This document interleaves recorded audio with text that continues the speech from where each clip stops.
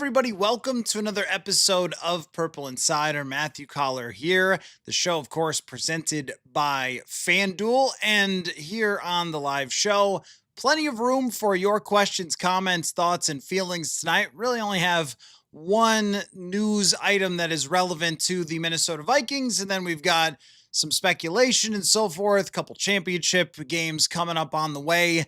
And Manny Hill and I get together late in the show to talk about, maybe some rumors with Jordan Addison and the San Francisco 49ers, as well as our favorite things about these matchups. But this is a good time for your questions, comments, thoughts, feelings in the chat. And we'll get to that pretty quickly and have a good conversation here this evening. But want to start out with an update from the Brian Flores head coaching search, because as you'll recall, the Minnesota Vikings signed him to a new contract yesterday. But even in the release announcing that he was coming back to Minnesota, the Vikings did note, unless he gets a head coaching job. And some of you have asked, well, could they have made it part of his contract to not take a head coaching job? The answer is no. Like, if he gets a head coaching opportunity, he can take it, and he very much should take it. But of all the teams that have openings, I got to tell you, I expected there to be 10 interviews for Brian Flores. When you consider, and I know there's the lawsuit thing, and I've never really known what to make of that. I think of the NFL owners as a group that tends to hold a grudge, and they have certainly acted that way at times. So I've always thought that the chances of Brian Flores getting a head coaching job, as long as the lawsuit is ongoing, were not that high. But the fact that he had multiple interviews with the Pittsburgh Steelers, that's where things get different. Like, that's where things get real. There's a lot of first times of interviews. They bring in, if you look at Baltimore's list, you look at a bunch of different guys that they brought in. They're flying people in left and right, and they eventually land today on Jesse Minter and hire him for that position. That was the only other team. I thought that Flores would get more since he's had multiple interviews with the Steelers and then was interviewed by the Ravens. Like, those are top-notch franchises. And so the, Browns, Arizona Cardinals, the bottom of the barrel franchises, I would have expected, or even the Las Vegas Raiders with their connection with Tom Brady, the Patriot way, all that. I just would have thought that one of those teams would have said, hey, Brian Flores, why don't you come interview for our job? But instead, no, only these two teams, only Pittsburgh and Baltimore, and one of them today is off the list, as the Baltimore Ravens have hired Jesse Minter, the defensive coordinator from the Los Angeles Chargers. So the fact that they are now out of that running naturally increases the odds of Brian Flores staying. And what we're down to is one. We are down to only Brian Flores and the Pittsburgh Steelers, or Brian Flores is a Minnesota Viking. So why don't we talk about the odds that Flores gets that job? So I've seen a number of other interviews that have happened, including the defensive coordinator from the Rams, Shula, and there's a good chance there because he's still in the playoffs. And if you remember kind of how it was with the Vikings, it wasn't, I don't believe, and I could be wrong, I don't believe the Vikings hired Kevin O'Connell until they had actually won the Super Bowl, or maybe it got really close and maybe it was in between the Super Bowl. I'd have to look on that. But a team that's still in the playoffs, maybe you're talking about more of quick interviews and then you circle back to them if they make the Super Bowl. If they don't make the Super Bowl, maybe Shula ends up being the head coach of the Pittsburgh Steelers. But Flores is still in the mix there. I guess at this point, I would be a little bit surprised now if the Steelers decided to do it. Like, have they given him multiple opportunities because of his connection with Mike Tomlin and maybe out of respect of Mike Tomlin, or do they really think that he would be a good fit? I have always thought that the answer was yes, he would be a good fit because of their past history, the type of coordinator that they have brought in, or the type of coach that they have brought in. Mike Tomlin was a Minnesota Viking. Bill Cowher had been with the Kansas City Chiefs. Like 3-4 rooted, outside linebacker loving defensive coordinator with a tough disposition who is creative and can maybe amplify a defense to keep you in the race, because I think what the Steelers have always known and we've seen from the Vikings is even when you have a tough year, if you still have a good defense, you could be in the playoff race all the way to the end. Or in the Texans case, you can even be in the playoffs and win a playoff game if you have a good enough defense. So I think the Steelers are a team that really believes in that and has seen the fruits of that as they never seem to have a losing record and never had one with Mike Tomlin. So are you looking to kind of recreate that, or are you looking for something completely new? Now, I also saw a report from ESPN today that there are some concerns from head coach candidates about the Steelers and their willingness to pony up for a coaching staff. The Vikings, this is another Wilf thing. The Vikings have one of the biggest coaching staffs in the entire NFL. And I don't think the Steelers have that big of a staff, at least according to the article. So would that impact some candidates? But if you're Brian Flores, like, you're looking for anything to get you back in that head coaching seat because you've been blackballed for the last couple years after what happened in Miami and then the lawsuit. So you're taking it even if they won't give you every single coach you want. So his desperation to get back into a head coaching seat, that may matter. The Steelers, if they don't want to ramp up their price tag, that might matter, that he would be somebody that might take a little less to get back into head coaching, and is just a kind of cultural type of fit for them of the way that they've had it for a long time. I don't think the Steelers come across as a team that really wants to overhaul the Steeler way of doing everything. What they really need is just to find a quarterback who's a little bit more like Ben Roethlisberger than, say, Duck Hodges or Mason Rudolph or whatever was left this year of Aaron Rodgers. So there is a possibility there. Once you get the second interview, that makes it very real. Still, at the same time, with the number of candidates that they've brought in so far, it might be that Flores already felt like this isn't going to happen for him, and that's why he decided to come back to Minnesota. Because if Flores got the sense, all right, the Ravens are hiring their guy, the Steelers know who they want, but they're waiting for him to be done in the playoffs. All right, I'll come back to Minnesota and sign rather than, taking the lateral move. That could also be the case as well. But whatever those odds were yesterday that he could get a head coaching job, and I always thought certainly looks like a fit with the Ravens, and they hired a defensive coordinator, which I kind of expected them to do, because yes, Lamar needs to have a relationship with his coach, but they needed to fix their defense. Their defense was not good enough this year to get them back deep in the playoffs. So now just one remaining, and the odds are now higher that Brian Flores stays with the Minnesota Vikings. So there's kind of your main news item regarding the Vikings today. And then just as far as the playoffs go, Sam Darnold did not practice in full still. So he is still dealing with this oblique injury that he played through. But is he going to practice at any point in full? Usually Wednesday, Thursday would be the days where you are implementing your game plan. So limited in practice could also mean missed a single rep. I don't know how far along this oblique is. I do know obliques are not something that just sort of snaps back in. You don't just pop it back in like a finger and then off you go. So that remains something to watch for this weekend. Is Sam Darnold didn't have to take too many hits last week, but he may have to take quite a few against the defensive line of the Los Angeles Rams. That's where we're at. So we can get into the comment section. I mean, my overall thought is that it is now leaning fairly heavily toward Brian Flores staying, but until the Pittsburgh Steelers fill that spot, it will not be official. And once they do, as far as I know, no other team has asked Flores for an interview. And if you've gotten to this point and they have not asked for an interview, that very likely means that they're not going to at any point. Unless, I don't know.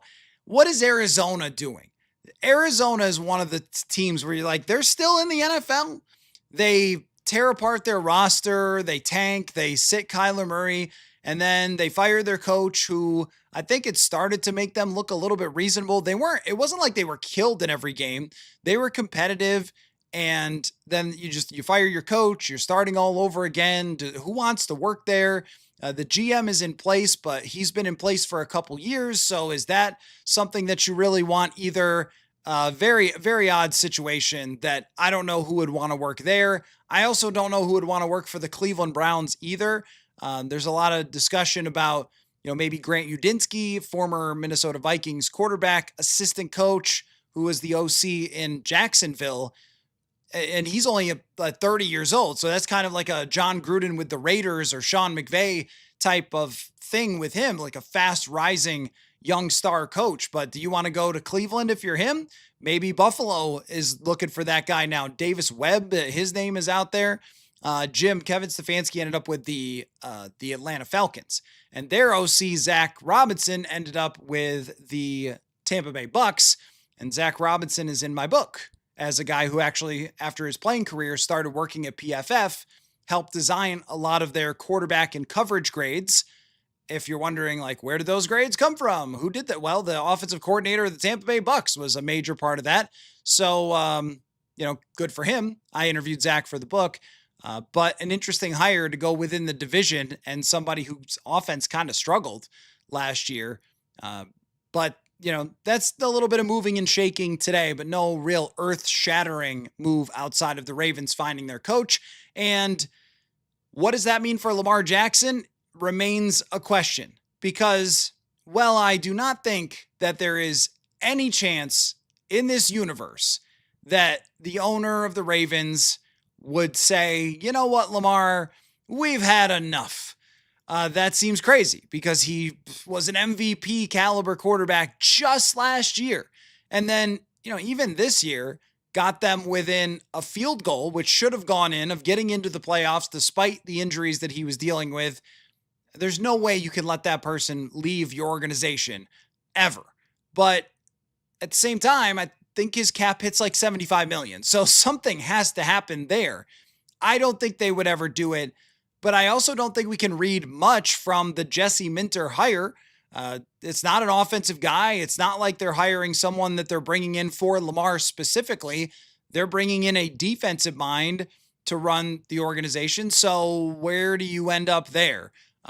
Is Lamar Jackson going to be thrilled that maybe his defense improves, or is he going to be unhappy because they didn't bring in an offensive-minded head coach? And that means if you get a good offensive coordinator, then he's probably out after a year. We've even seen that in Minnesota with Stefanski. Does a good job in 2019, gets a head coaching job, right? So who they hire at offensive coordinator in Baltimore will be very interesting to see. Is there some connection at all to Lamar? Is it somebody random? Because it doesn't seem like there was a good relationship there by the end with him and Todd Monken. So a lot up in the air still in the NFL with some of these coordinator positions. But I was kind of expecting the Ravens, if they didn't hire like a Brian Flores, a proven head coach, to go in there, I was expecting it to be a quarterback guy. And the fact that it's not, I don't know what that says. If they're trading Lamar Jackson, though, put the Vikings at the top of the line for a team that I would suggest make that phone call first. But still, I still, if I were ranking the potential big-time quarterbacks that could get traded, Burrow is by far number one. I think that Mike McDaniel going to the Los Angeles Chargers pretty much cancels out any possibility that Justin Herbert would get traded. Not that I thought there was any to begin with. He was always the least likely on my list, and then Lamar would be second. But in terms of their contracts, Lamar has the most power of the contracts because they cannot go forward with his current cap hit. So they have to do something there, and an extension seems imminent, but he has to sign it. And the last time they got into extension conversation, he didn't want to sign it, or they didn't want to sign him, or whatever. And there still seems to be some lingering tension between those two sides. I mean, maybe they did not hire a guy that screams, hey, this guy is the new head coach in charge of Lamar Jackson. So I don't know. keep an eye on it. If there's anything ever serious, then we'll really talk about it. At this moment, there's not. It was much more serious a couple years ago when we had the discussion about, hey, should the Vikings try to trade for him or really just put an offer in? Because the way that the Ravens did it, they left the door open for someone making an insane offer, and the Vikings decided not to do it. And here we sit. So let's take a look at your questions, comments, thoughts. Jump right into the conversation. We've got a lot of room to talk tonight without major news. If there is some major news, someone let me know. I've got my phone over here, but it happens all the time. It's funny. Last night I was sitting down to record a podcast with someone else, and then I get the Adam Schefter or whoever, Brian Flores is coming back to the Vikings, or at least, signing a new contract. I guess it's not guaranteed yet, but sort of funny how that works. It's been a while because I had recorded with Jeremiah Searles. That had been a long trend for me and Jeremiah, as we would record in the afternoon, run the episode in the evening, and in between there'd always be something going on. But at least as of right now, no breaking news. So we'll see. Let's see. Mike Purple Husker says, who on the San Francisco roster would make sense for Minnesota? Well, I assume what you're referring to is rumors about Jordan Addison, which is something that I want to get into later with Manny Hill. Manny and I had to pre-record earlier because he had something going on tonight, but we talk a lot about the Addison rumor with San Francisco. I don't know the answer to that question. I mean, Juwan Jennings is a free agent, so yeah, I think he would actually make sense for the Vikings if they did trade Jordan Addison as somebody to sign, because I think Jennings is a kind of an underrated player. But as far as on their roster, I guess what I was thinking for San Francisco is if there's a trade, it's probably more like a second or third round pick for Jordan Addison. Because of what happened recently, I just can't imagine that there is going to be a huge amount of draft capital that is shoved to the middle of the table by opposing teams that are going to come and say, take a first round pick from us. This isn't Stephon Diggs, where Diggs was unhappy, but Diggs didn't have some of the problems he's had recently off the field, but he didn't have those when he was in Minnesota. It was really just that he was mad as hell, and teams will take someone who's mad as hell. If you need a new contract or you're unhappy with your management or whatever, teams will take you if you're a wide receiver. The off-field issues are a little bit different because he's already got a suspension under his belt, which means that so maybe this thing that went away very quickly won't have anything attached to it. But if there's anything else for Jordan Addison, you're talking about a second suspension, which, Roger hasn't pulled out the hammer and slammed anybody with it recently, but he could. And that would be part of the risk that another team was taking. The other part would be that, if you're trading for a guy and not planning to sign him to an extension, then you're really just renting that player. How expensive do you want to get if you're San Francisco trying to rent a player? That's why second to third round draft pick comes to mind for me. And if you're the Vikings, is that really enough for you? I guess that is the question. Who could they throw on top of it? I mean, this is the problem, is that, you're probably not trading Ricky Pearsall over here because you like him and you need him.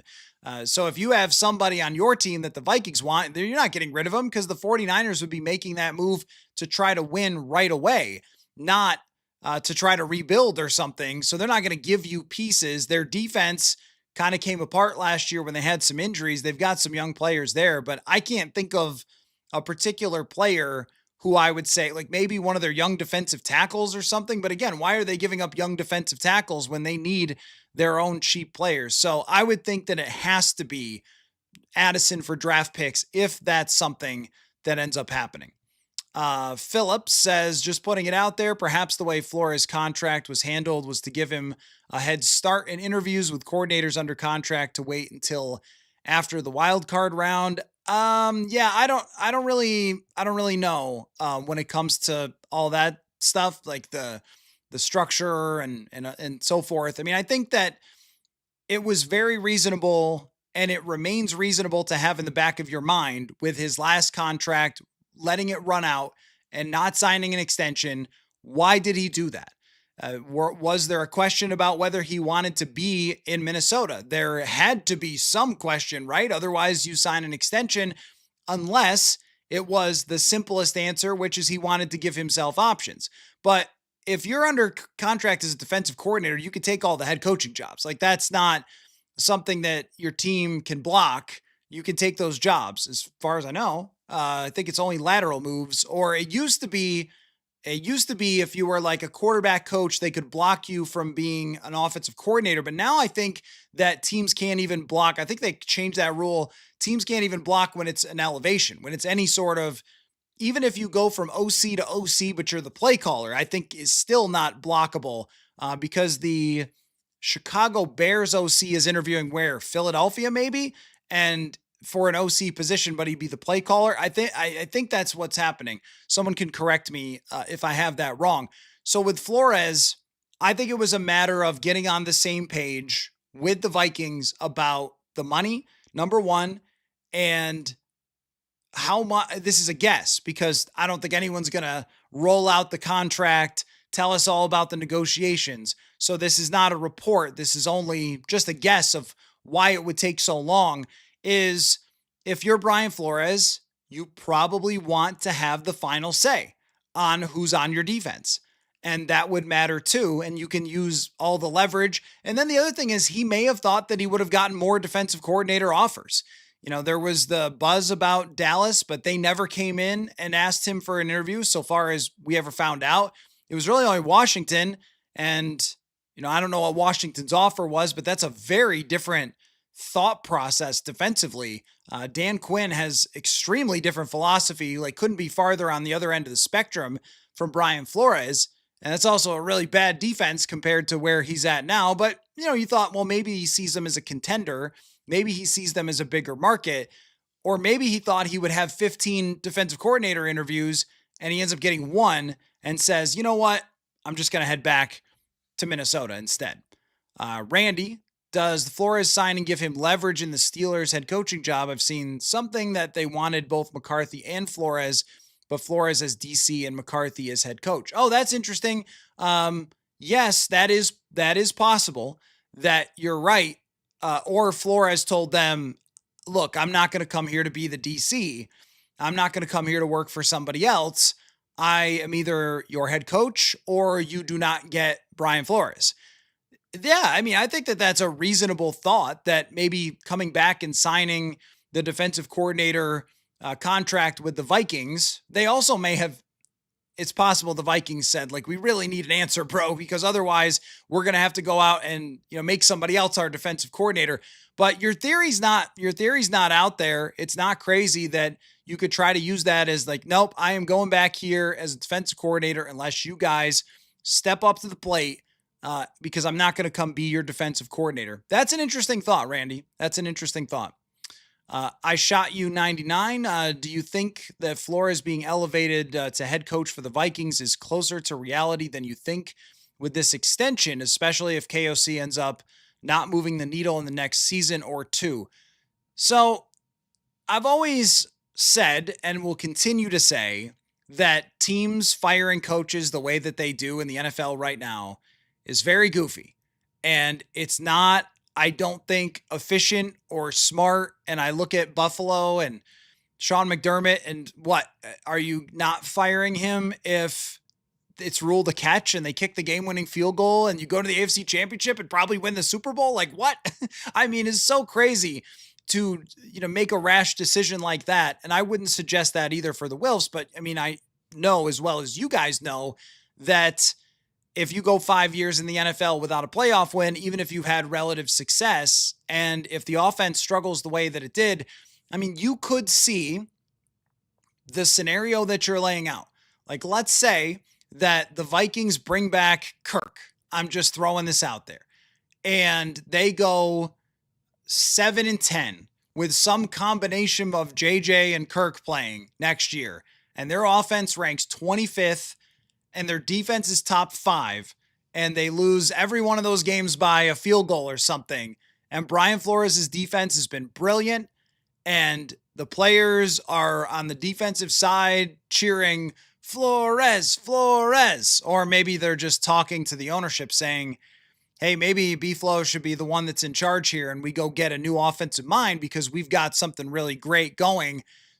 Maybe it's better if we do that. Like, that scenario is possible, but it also, you know how I am with these things. I kind of look to how often have we ever seen that? I mean, usually what you're doing is you're changing out a head coach and bringing in a new head coach.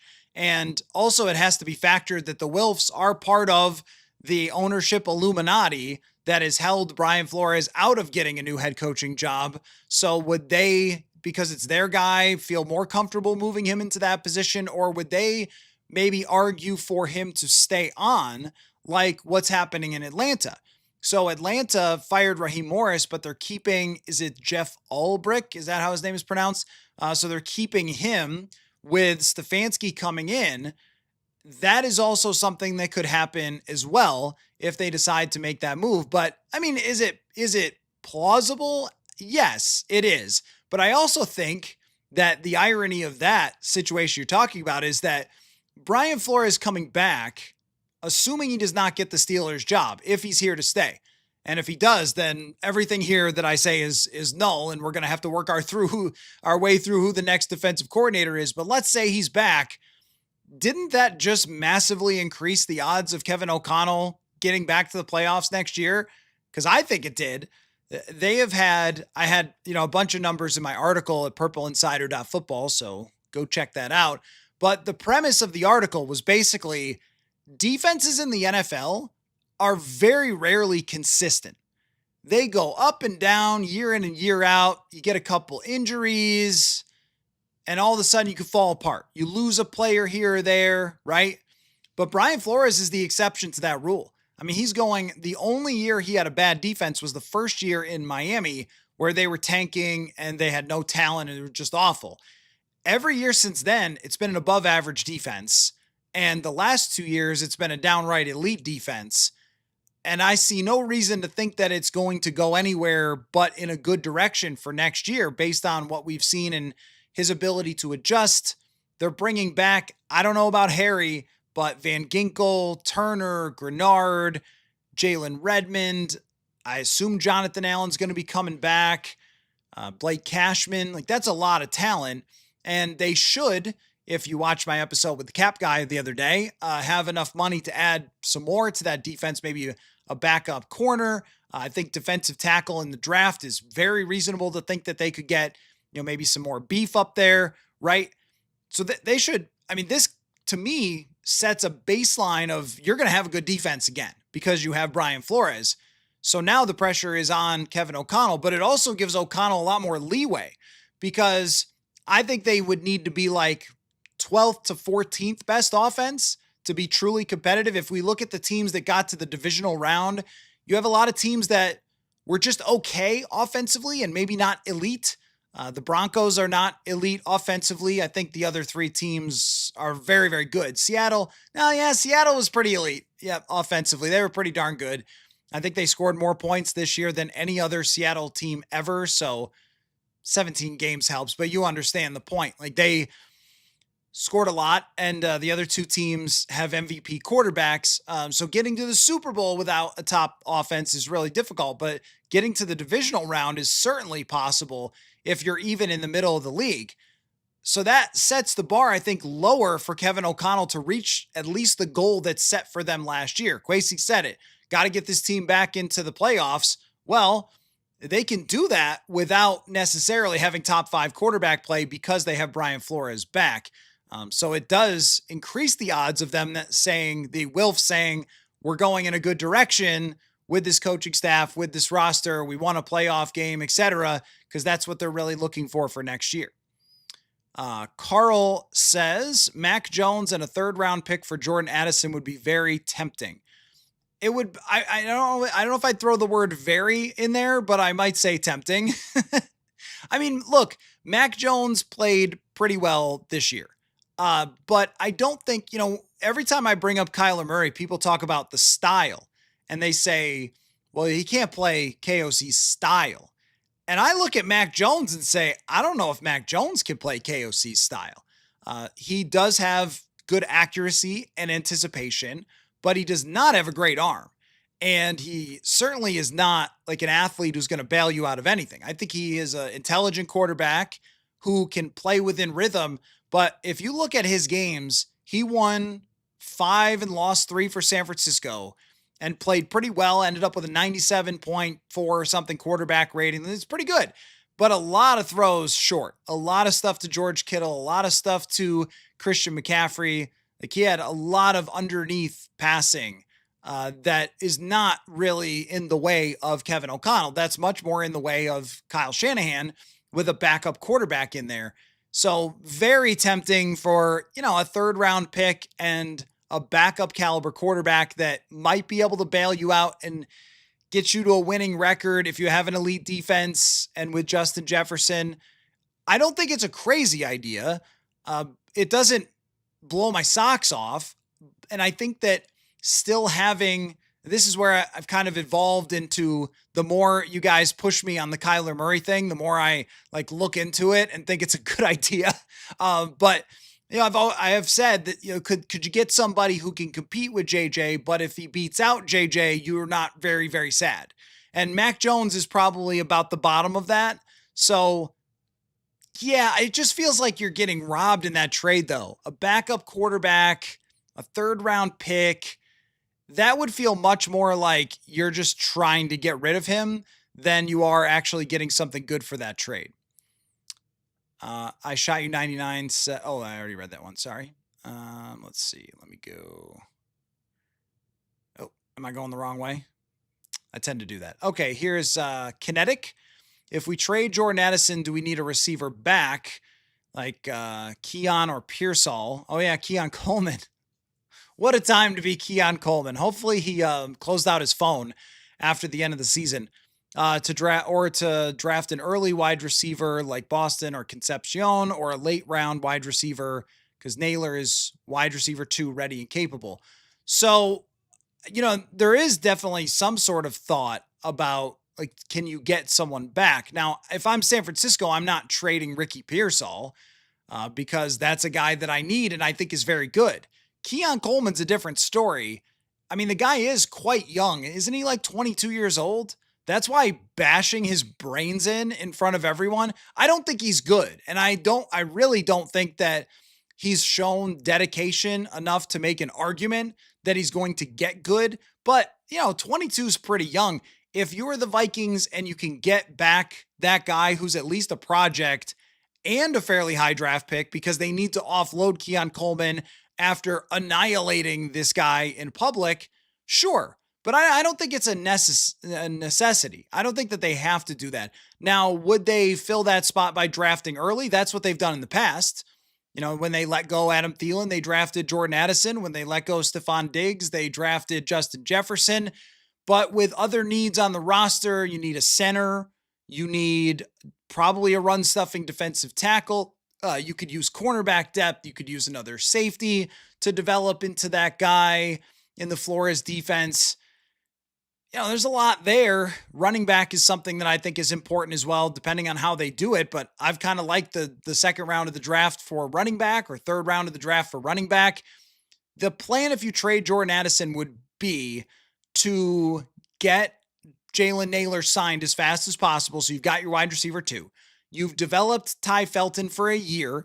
And I know that some people like to just log on and say whatever, but it's very clear that they have a development path for these receivers with Keenan McCardle. So I'm not passing judgment yet on Ty Felton, but they would need somebody else. I like the idea of signing Juwan Jennings and kind of having 2 wide receiver 3 types to go along with Justin Jefferson. If you were to trade Jordan Addison, the draft, take as many swings as you possibly can. But the problem is, if you were to sign Juwan Jennings and sign Jalen Naylor, I mean, you're talking about probably $25 million between those two, as opposed to $4 million for Jordan Addison. That's why it makes it a little bit on the unlikely side, is that, we're talking about a very, very small price for Jordan Addison for next year. So because some of you want, Ricky Pearsall, but why would they do that? Like, they're looking for weapons. They're not going to give you a weapon. They'd be more likely to give you their backup quarterback, I think. Let's see. Castle Circle says, I speculate that Flores sees his best opportunity for a head coaching job here. If KOC is on the hot seat and the offense struggles, why wouldn't the Vikings turn to Flores? He may see that.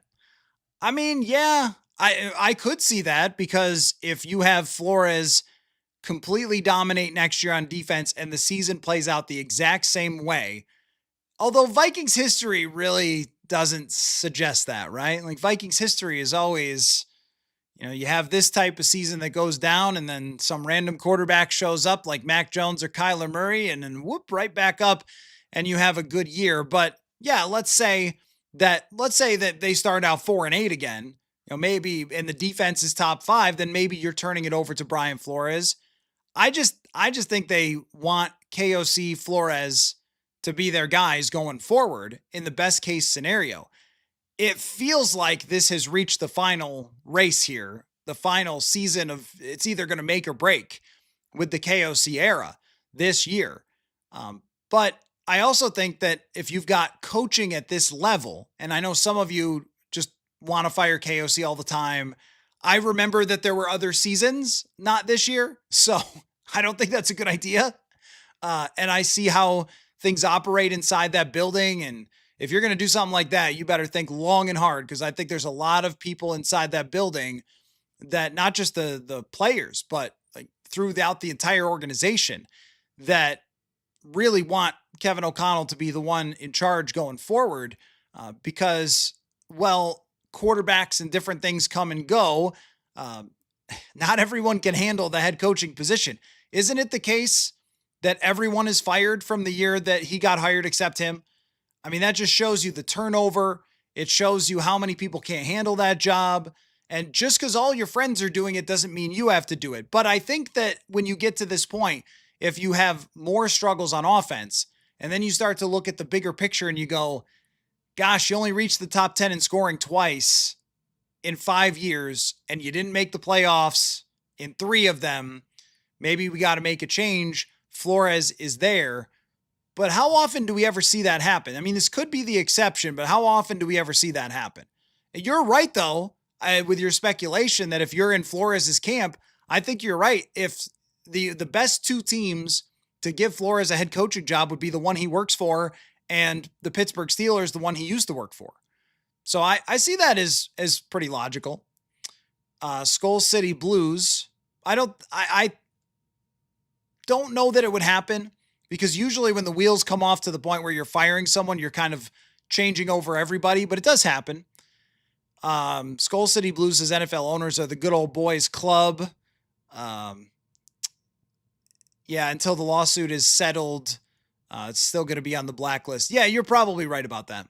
The only team that would have the cachet with their ownership is probably the Pittsburgh Steelers to go against everybody and make that type of move, because they did originally.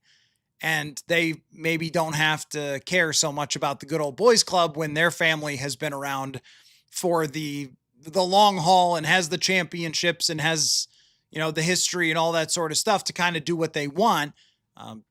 But you're right that the good old boys club doesn't like being sued and doesn't like being accused of certain things, which they were definitely guilty of, at least from my seat. So, and I also think that, you look at some of the coaches that have been hired and some of the opportunities that have happened recently for minority coaching candidates. And I think that, I don't know if we could directly draw that to Brian Flores, but it certainly put a lot of attention on how poorly the NFL was handling that interview process. And, Jesse Minter being the latest. So I think Brian Flores his lawsuit has had a lot to do with pushing the NFL to give more of a fair chance to every coach who is deserving, and not just some coaches who are deserving. But that might end up costing him ever his chance at being a head coach. Mike Purple Husker says no news on offensive line coach. No, there's not. Not yet.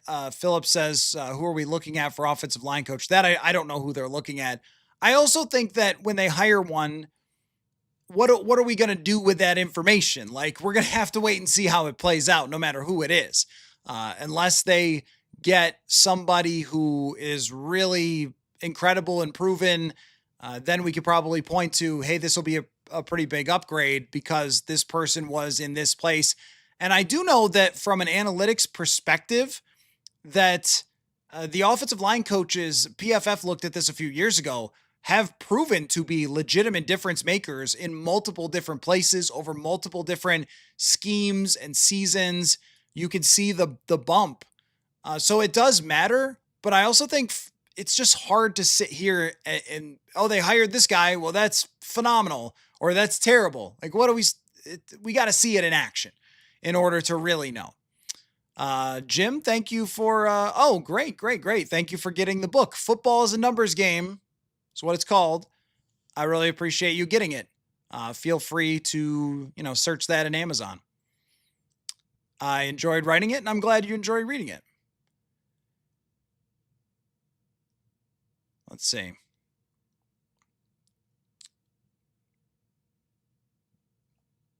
Did I miss Gazinkad, did I miss the FanDuel question of the day? You know what? I had not thought of a FanDuel question of the day. So, okay, I've got it. Jared Stidham's over-under on FanDuel is 198.5 yards. What do you think? Jared Stidham, everybody. Vikings quarterback. Vikings quarterback 2026. That's not really the FanDuel question of the day, but in all seriousness, though, if Jared Stidham played really good in the next 2 weeks, like, would you try to trade for Jared Stidham? The question was just like, do you have any belief in him giving, like, what percentage chance would you give Jared Stidham to have a good enough game to beat the New England Patriots? And his over under again, 198.5 on FanDuel. So there's your FanDuel question of the day. Let's see.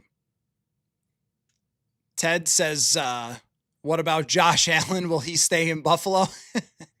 I'm going to go ahead and say yes. I don't think Josh Allen will ever leave Buffalo. I mean, man, I wrote about this when the Vikings played against the Bills in 2022. And you guys know I've mentioned it enough times that I'm from that area.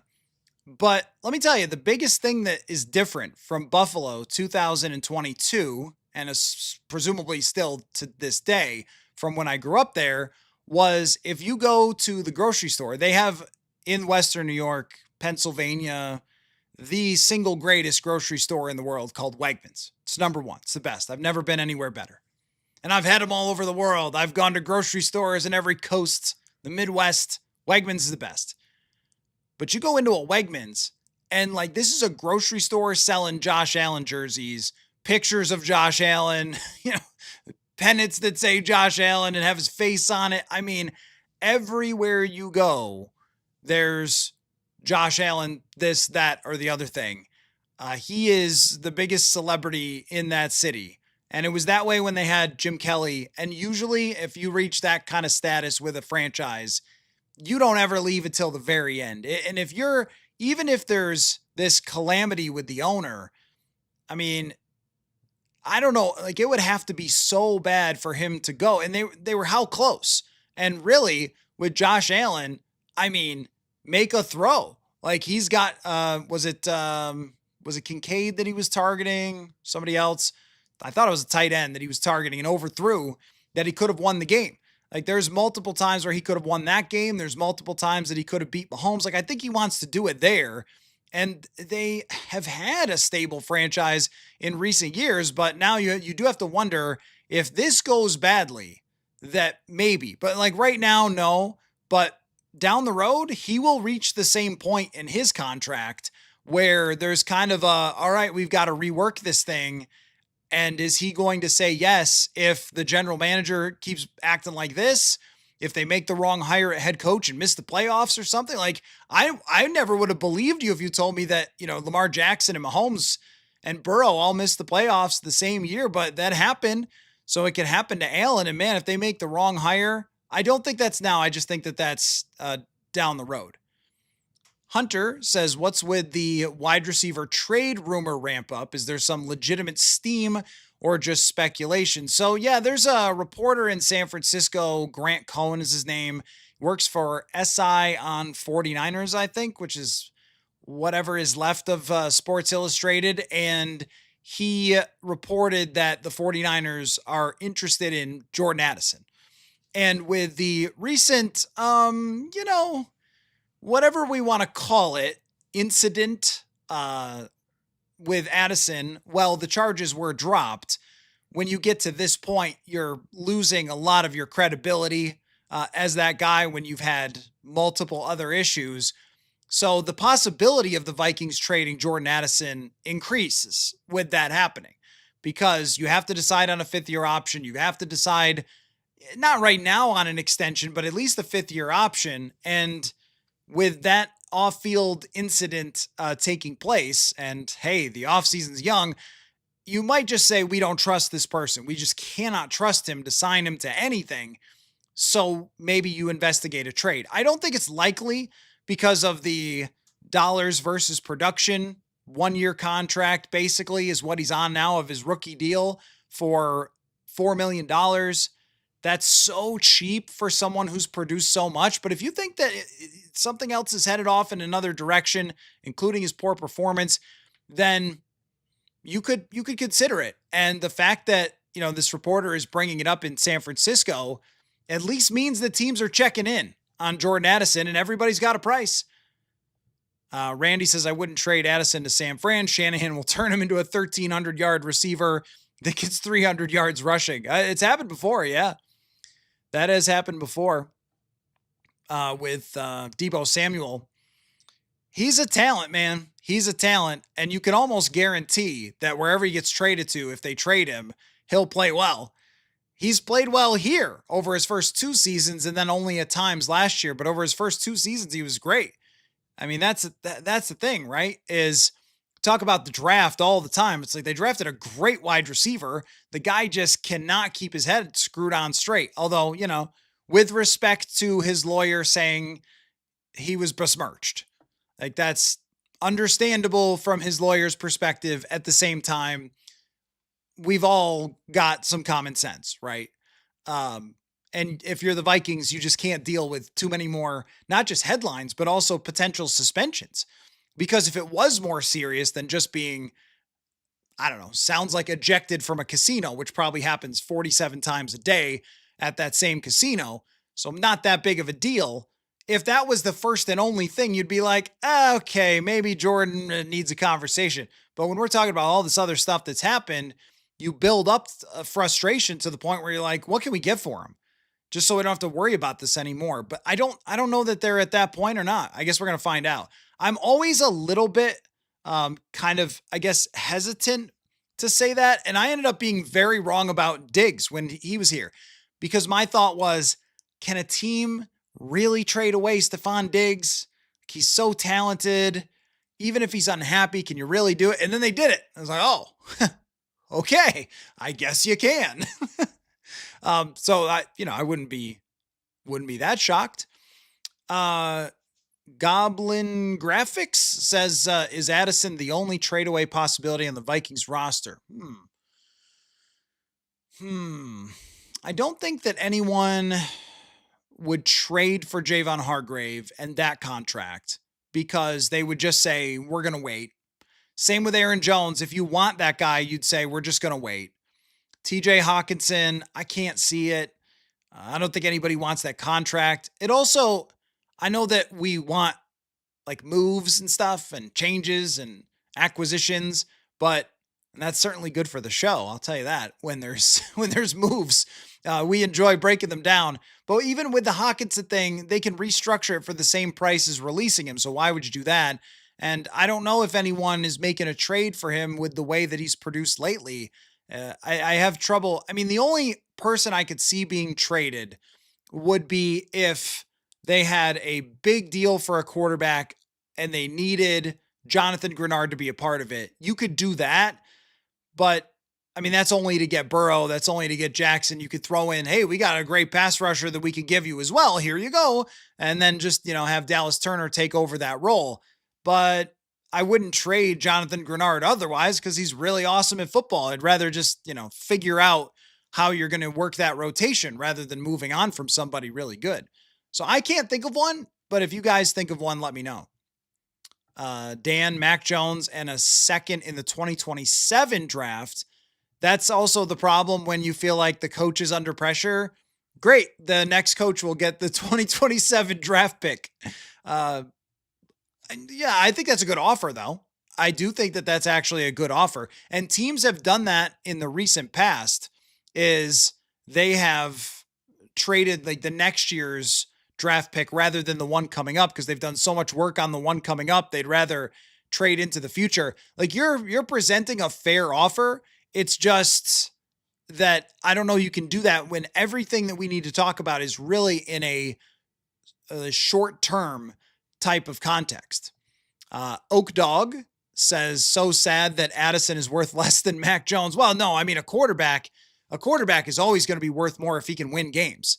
And Mac Jones in his career, to his credit, has had 2 times where his coach wasn't insane or his organization wasn't terrible or some blend of both. That was his first year and that was this year. And in those combined seasons, he is 15-10 as a starting quarterback with decent numbers. Not amazing numbers, but man, if the Vikings only had freaking decent last year, then they are a seriously contending team, and a decent quarterback is definitely worth more than receivers most of the time, if not all of the time. If Mac Jones was the 18th best quarterback in the league, then that's worth way more than what a wide receiver 2 is worth. So yeah, I mean, I wouldn't call that sad if we assume that Mac Jones could be the 18th best quarterback in the league. I'm not sure that he can be, but if that's the assumption, then that's worth more than a number 2 wide receiver, just in general, because we've seen what replacement level or below quarterback play looks like, and it's horrifying. It had been a while. When was the last time the Vikings organization had quarterback play like last year? I mean, not 2023, because half the season was Kirk and he was really good. And then even the Mullins and Dobbs games were kind of a mix mash, but 2023, the Vikings were 16th in EPA. Maybe 2018, but even then Kirk put up some numbers and he's still Kirk. He's still good. I guess it would have been like 2023 because even Teddy's first year had potential. And his second year, he just game managed his way and handed off to Adrian Peterson his way to the playoffs. So that wasn't bad. 16 was Sam Bradford. Yeah, it would have been like 2013 was the last time the Vikings had. So that's a really long time. And it was unpleasant. And then to see the juxtaposition between the defense and the offense this year, man, if you had Mac Jones, you're in the playoffs for sure. Norris Force says McCarthy needs Addison. He's a top 15 receiver in the league. I don't think he's a top 15 receiver in the league. No, I do not. Before this season, I might have given you that he could maybe be a wide receiver 1 for some teams. I do not think that at any point in his career he's played like a top 15 receiver. I think he's been good. And he was good last year, 900 yards and, touchdowns. He's good. Top 15? No, I don't think so. That means he's the number 1 wide receiver on, what is it, like 17 more teams? I can't get there with you on that. He's not leaving, just rumors. Add some speed to the backfield and re-sign Eric Wilson. I mean, you're fair in your assessment to say that, well, you say McCarthy. I mean, I'd say whoever's playing quarterback, possibly McCarthy or someone else. But you're fair to say that Addison is a more talented wide receiver than anybody you're going to acquire or draft, and you can't just be tossing really good talent out the door in a situation like this where you need to win right away. I think that that's a fair assessment. You're certainly overrating Addison in terms of where he stands in the NFL. But I think if you were to say, hey, maybe 5 or 6 teams, he could be their number 1 wide receiver. The Buffalo Bills are certainly one of them. If San Francisco is interested, yeah, then you would take him. So if you wanted, if you're saying, hey, don't trade him because he's that talented and can catch 19 touchdowns in 2 years and he's got contested catch ability, great route running, then I totally agree with you. The only reason you're considering this has nothing to do with his talent. His talent is immense. It's to do with the drop off last year, which has to be noted. Talk about top 15. He probably wasn't top 50 last year with the way he performed. And we have to take all of it. We can't just take some of it. He was one of the highest in the league in terms of drop rate. Like that happened. And Justin Jefferson dropped a few, but Justin Jefferson finished with the same drop rate as he's had in previous seasons. Addison's was the one that was much higher because, hey, receivers do drop them sometimes, but not at the rate that Jordan Addison did this year. So that's very concerning right there. Is his play not going to be the same going forward because of whatever distractions off the field or suspensions or injuries or I don't know what else? So those are the things that you have to weigh into this, and they would have more information behind the scenes than us about what happened in this most recent incident. And also just, do they really think that he could be trusted off the field? And if you think the answer is no, and you think that more suspensions are probably going to be on the way, and you can't afford to miss him after Roger, hits him with a 5-game suspension or something in the future, and you can't pay him, like that's really what, makes this sort of line in the sand happen, is that you have to decide on a 5th-year option, and then eventually you have to decide on an extension. But with a 1-year type of mindset, 2026 or bust, it makes it a lot less likely that a trade would actually happen.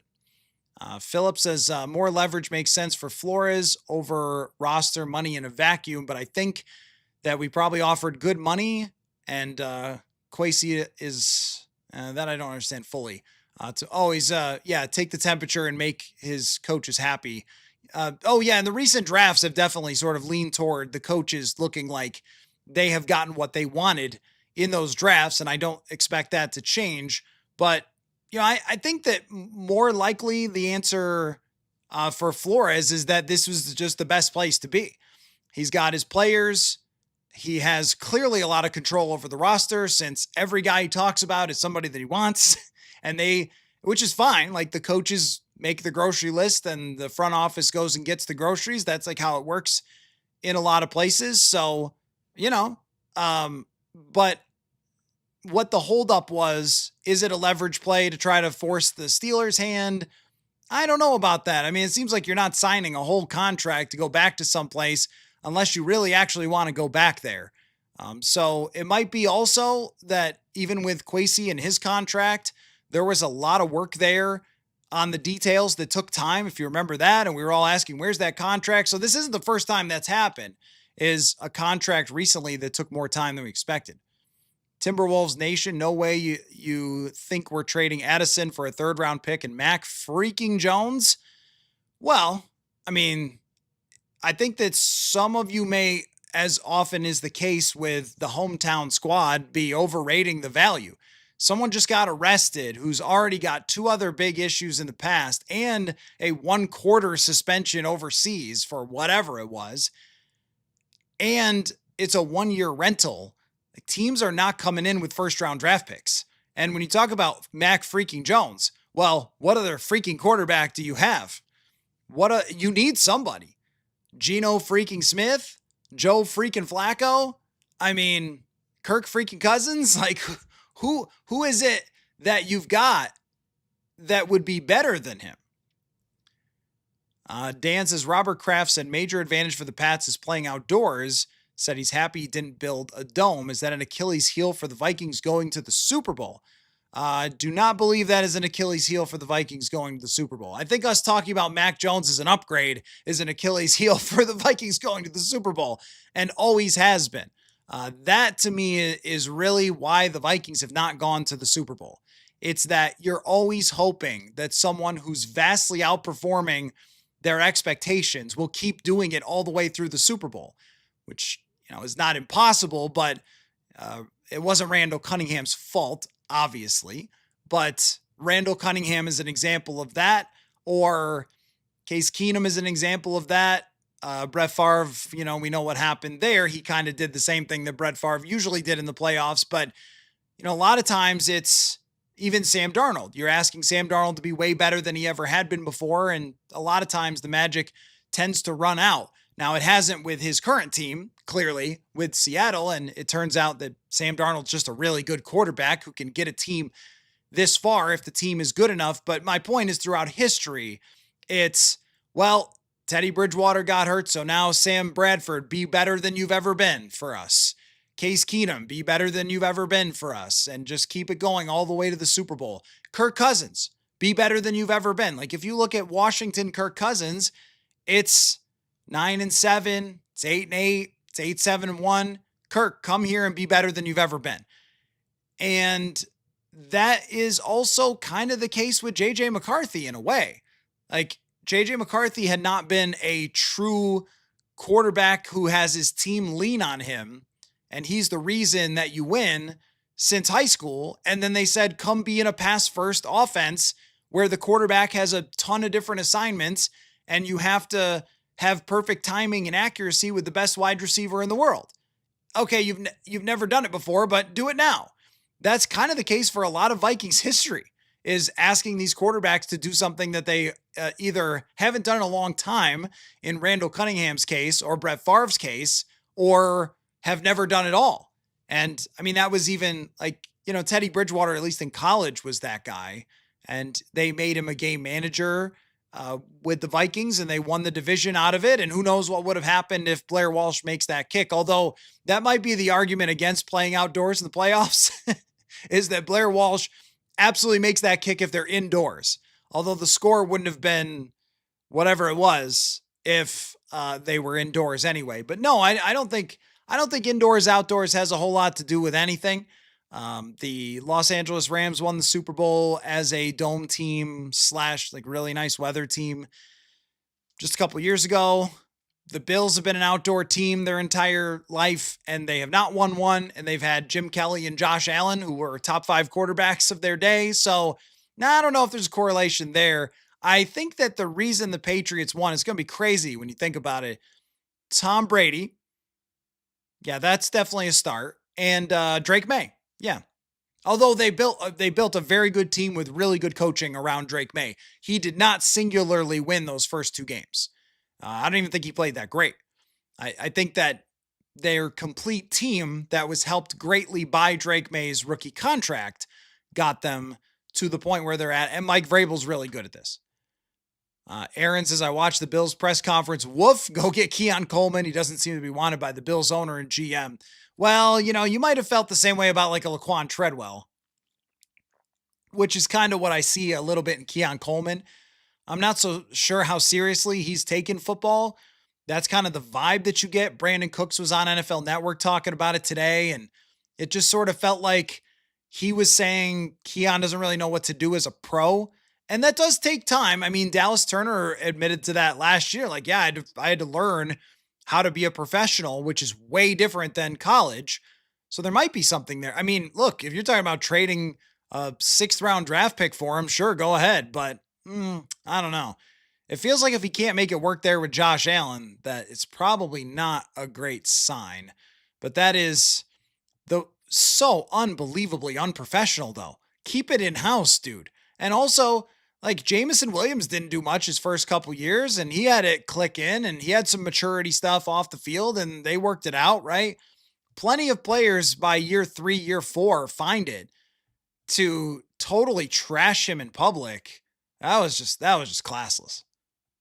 Hunter says, unfortunately, seems clear to me the league is still blackballing B-Flow.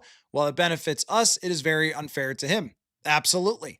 And at some point, he may become, because what it reads to me like the NFL continues to try to get this thing to arbitration, which would be a huge win for them, and then it would probably disappear very quickly.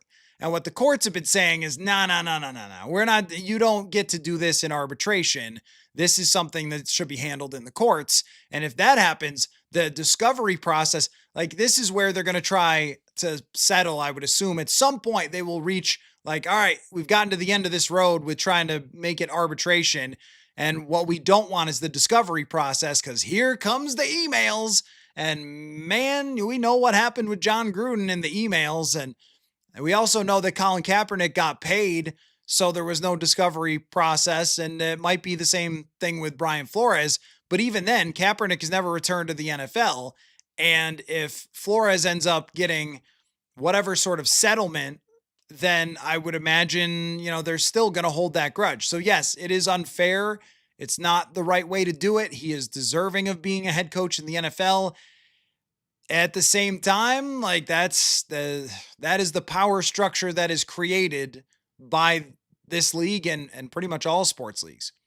Pearsall isn't in Addison's league. I just think you're overrating Addison, but I think Ricky Pearsall, who is also a first round pick, is a very, very good. Randy says, I think Flores adds 3 to 5 wins a year for this team versus the next guy. That's a little much for me statistically, but let me think about it. I mean, from a statistical perspective, trying to remember the exact number of expected points added the defense was worth. So think about it this way. If you have a good, I'll have to pull it. Maybe I'll have to pull it up. If you have a good passing game, it's worth like 200 points above replacement level. If you have a really good passing defense, it could be worth like 60, 70, something like that. And whatever, at the top. And that's where the Vikings have lived, even though they don't have necessarily like elite corners. I guess I'm going to have to, let me switch away from this. I'll check on this because I just wrote it the other day. I just wrote this in an article the other day and had the exact numbers. So let me, in terms of how much Flores is actually worth, let me try to pull it up here. Let's see. So a good passing game is worth like the Patriots or Los Angeles, about 200 points. If you have the best passing game in the league, if you have the best running game in the league, it's probably worth like 50. And now it's making me sign in to get the exact number that I have to get. Hang tight, everyone, while I sign in. Hold on. Got all the passwords and everything here. Okay. All right. Now I'll get it. What is a good passing defense worth? Okay, I've got it. Okay, so the Vikings pass defense in terms of expected points added was worth 21.4 points and Seattle's was 24.8. So it's a little less than I thought it was. It's about 20 something points, which is more like a win, just the passing defense. And then if you're elite in the run defense, it's less than that. So maybe like a win and a half. And I get what you're saying is like, if you had an average defensive coordinator, probably more than that, over the next best person. There are other good defensive coordinators. It is a good roster, but to your point, if you're looking at like, what can they be next year if they have a top offense and a top defense with Brian Flores, even the top 5 in the way that he plays, it sets you up with a bar that you start with. So you begin the season with kind of X number of wins just because you have Brian Flores as a baseline. And if it was Raheem Morris, if it's another really good defensive mind, then you're probably starting in that range too with the defensive talent that you have. But Flores can add to that. I don't think your estimation's ridiculous. Maybe it's more like 2. Because even through a single season, you have ups and downs. The defense was amazing this year, but at the beginning of the year, it wasn't. At the beginning of the year, it had its moments. Alexander says, nice to see Alexander. I saw a stat that the Vikings were dead last in utilizing motion for run plays. I'd like to see this change next year with a potential new run game coordinator. So I do wonder about like that with the young quarterback, because it seemed like one of the dumb it down things for them was to stop with so much motion. But you really need that stuff. When you watch San Francisco, when you watch the Rams, when you watch the Detroit Lions, like, there's a lot of pre-snap movement. You've got to make sure if JJ's your quarterback, he can do all of it. Because that to me is a quarterback stat for not having all the different motions and stuff. And I think that's important for the run game. But they were just kind of lining it up and running the plays by the end of the year. Dan says trade Grenard. I'm not into that idea unless you're getting something back. And Dan adds that KOC and his play calling is our downfall. But here's the trouble, Dan. So here's the issue. This year, the Vikings, J.J. McCarthy finished 8th in play action, okay? Stay with me on this. They finished 8th in play action, toward the top at downfield passing, average depth of target, and they had about the same rush EPA as the Rams did, and were 12th in EPA per designed run, so above average in the run game. Play action is clearly, the cheat code in the NFL. The more you use it, the better you're going to be. And you see that from Darnold. You see that from Stafford. Drake May less so, but you saw it a lot from Bo Nix as well. A lot of the statistical markers, including throwing downfield, the top 2 average depth of targets, the 2 guys remaining average depth of targets who are in the MVP race are in the top 5 of depth of target. And that's Stafford and Drake May. So 2 of the deeper throwers in the league overall, more downfield. And that's what KOC wants for his passing game. Now, Bo Nix does have one of the shorter ones. They don't have much of a run game. They kind of have quick passing. They try not to make mistakes. There's not one thing that always wins, right? But downfield passing is successful still in the NFL. Even as average depth of target on average goes down, the best quarterbacks are still pushing the ball down the field. So I don't think he's wrong in wanting that to be his philosophy. I don't think he's wrong with using a high rate of play action. And I think that the run game got a heck of a lot better. And also, I saw a stat, when you want to talk about stats, I saw a stat about the separation from wide receivers when the ball was thrown, where the Vikings were one of the best. I think the play calls are right there to be made if the guy could take the pigskin in his right hand and huck it to the open person. And that just did not happen last year.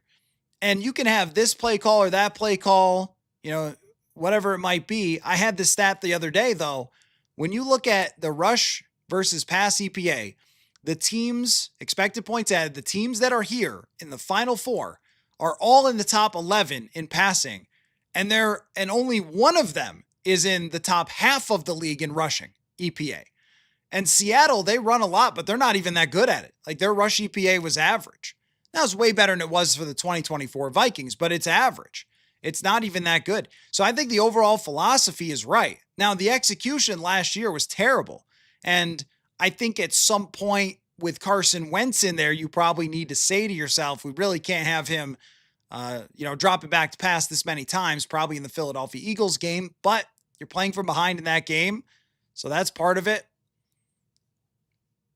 But look, the philosophy overall, when you look at all the data of the teams who succeed, the philosophy overall makes sense. The actual play calls, you'd have to tell me which one. That's always the rule when you talk about play calling.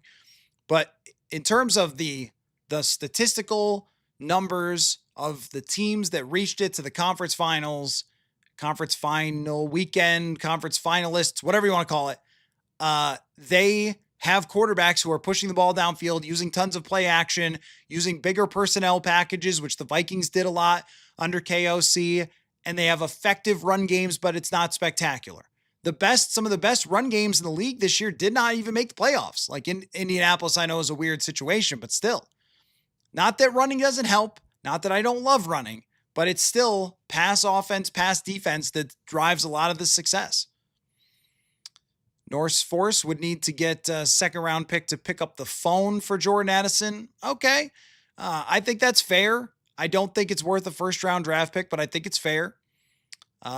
Randy suggests Dwayne Ledford about the offensive line coach. Now, he was with the Atlanta Falcons. They had a good O-line.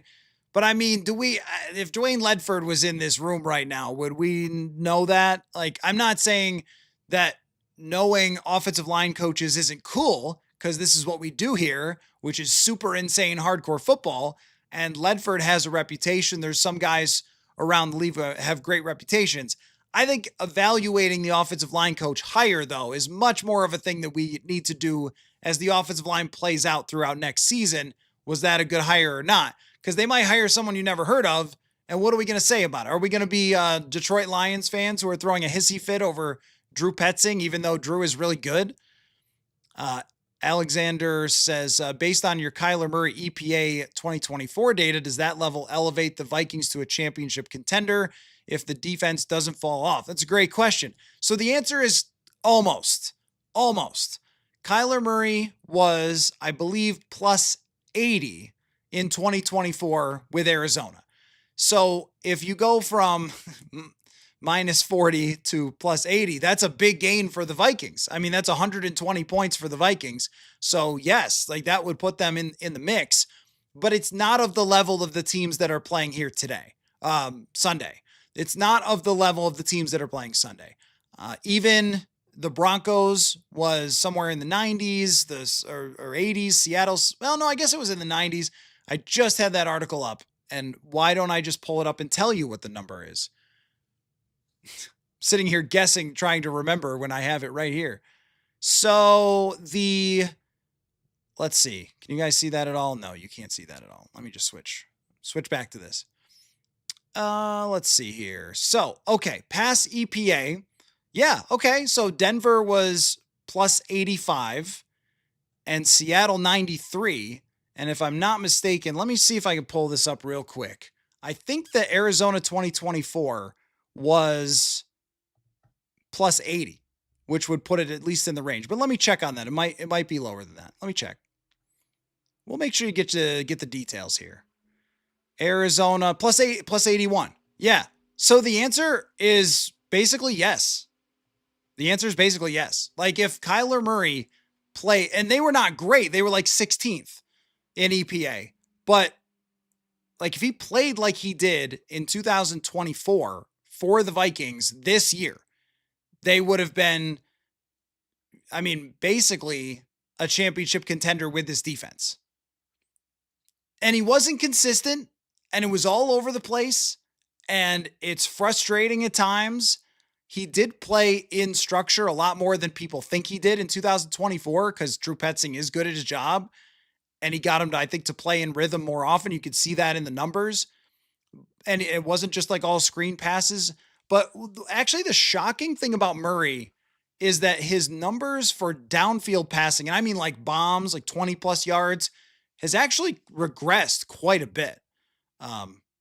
That has been a surprise. When I look back at his numbers, I was impressed by the intermediate throwing, but the downfield throwing was not really that good. I was kind of shocked by that. I don't know if he had an injury the last year or two or what the heck happened, but that was a little surprising. But look, he threw for 3,800 yards, totaled, I think, 25 touchdowns, 11 picks, 93 something quarterback rating. It's not great, but it was, in terms of expected points added, it was good enough to get them into the playoffs if they had it this year.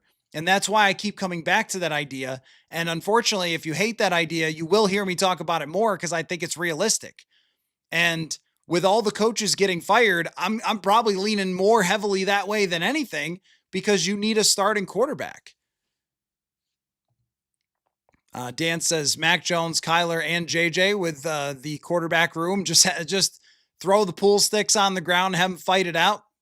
I mean, maybe. Not crazy. Hey, that I should bring up again, the FanDuel question of the day. Jarrett Stidham, his over-under for passing yards is 198.5 yards. What's your belief that Jarrett Stidham can win this game against New England? And do you think he's going to throw for more yards than that? I think he will. Sean mentions the comments from Ryan Fitzpatrick. Yeah, actually, I don't even know when those were. I think that might have been actually a couple years ago, but it sort of resurfaced. I think Ryan Fitzpatrick's comments do matter about Brian Flores. I also think that people can grow in their second opportunity as a head coach. And having been with Tomlin and Kevin O'Connell, I think that there is a big difference in the environment. Also, if you have an insane ownership, a frustrating quarterback, like I don't know. I'm not trying to apologize for it because I mean, Ryan Fitzpatrick is as high class of a human being and is as smart, great leader. Like I'm not saying that he's not telling the truth or anything. Like if he says it happened and he means it. But I also think that people can learn from their experiences and grow, which we see Flores doing as a defensive coordinator. So can he do it as a head coach though? It's definitely a question. It's definitely a question. But I made note of those comments as well. Bob says Kirk is coming back and JJ will sit for a year. Is that what we want, Bob? I mean, I don't know. Is it possible? It is. It is possible for Kirk to come back. And I don't think Kirk played at the level that you would say could have gotten them anywhere this year. He won a couple games. There were a couple times where he was throwing it around pretty good, but something like 40% of their passes were behind the line of scrimmage. They were getting a lot of yards after catch from Bijan Robinson with Kirk in there as well. I just don't think he's the same Kirk. In fact, here's what I will say though. Kirk was awesome on TV. Did you guys see? I'm not surprised. We gave him Media Good Guy of the Year in 2023 for all of those who thought the media hates Kirk, you know. Those, Kirk was, I think he was always really good in terms of us dealing with him. And he was always thoughtful and insightful. And, I'm sure we got on his nerves sometimes and so forth. But I figured he would be a guy because what I always liked about Cousins was that he knew, like, he's kind of like me in the way that he loved sports growing up in the 90s and just like still loves sports. And I mean me, you, everyone. Like he's like an everyman in that way that just has way more money than us. So he can watch it on better 4K TVs than we can. But he just loves sports. So he will know, and you'd think like, well, everyone does, but I mean like a lot of NFL players are focused on their own jobs. So they couldn't tell you, hey, this team's playing that team or whatever this week, or, who's this guy on this other, team that you're not playing. Kirk will know all that. I guarantee you could ask Kirk, hey, who's the number 3 corner on the Carolina Panthers? Well, he's in that division. The Jets. He would know because he is such a junkie for football. So when he goes on CBS, he's on point.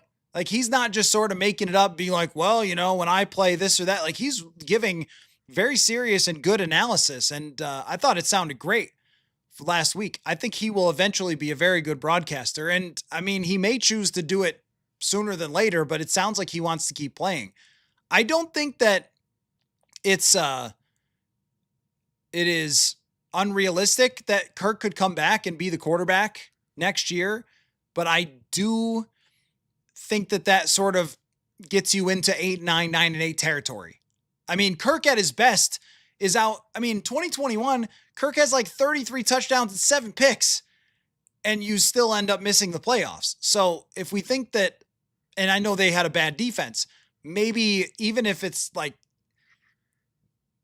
the 20th best play, like how good could he be post Achilles? I don't know. That just seems to me like you're asking to miss the playoffs on the last day and then have everyone get fired.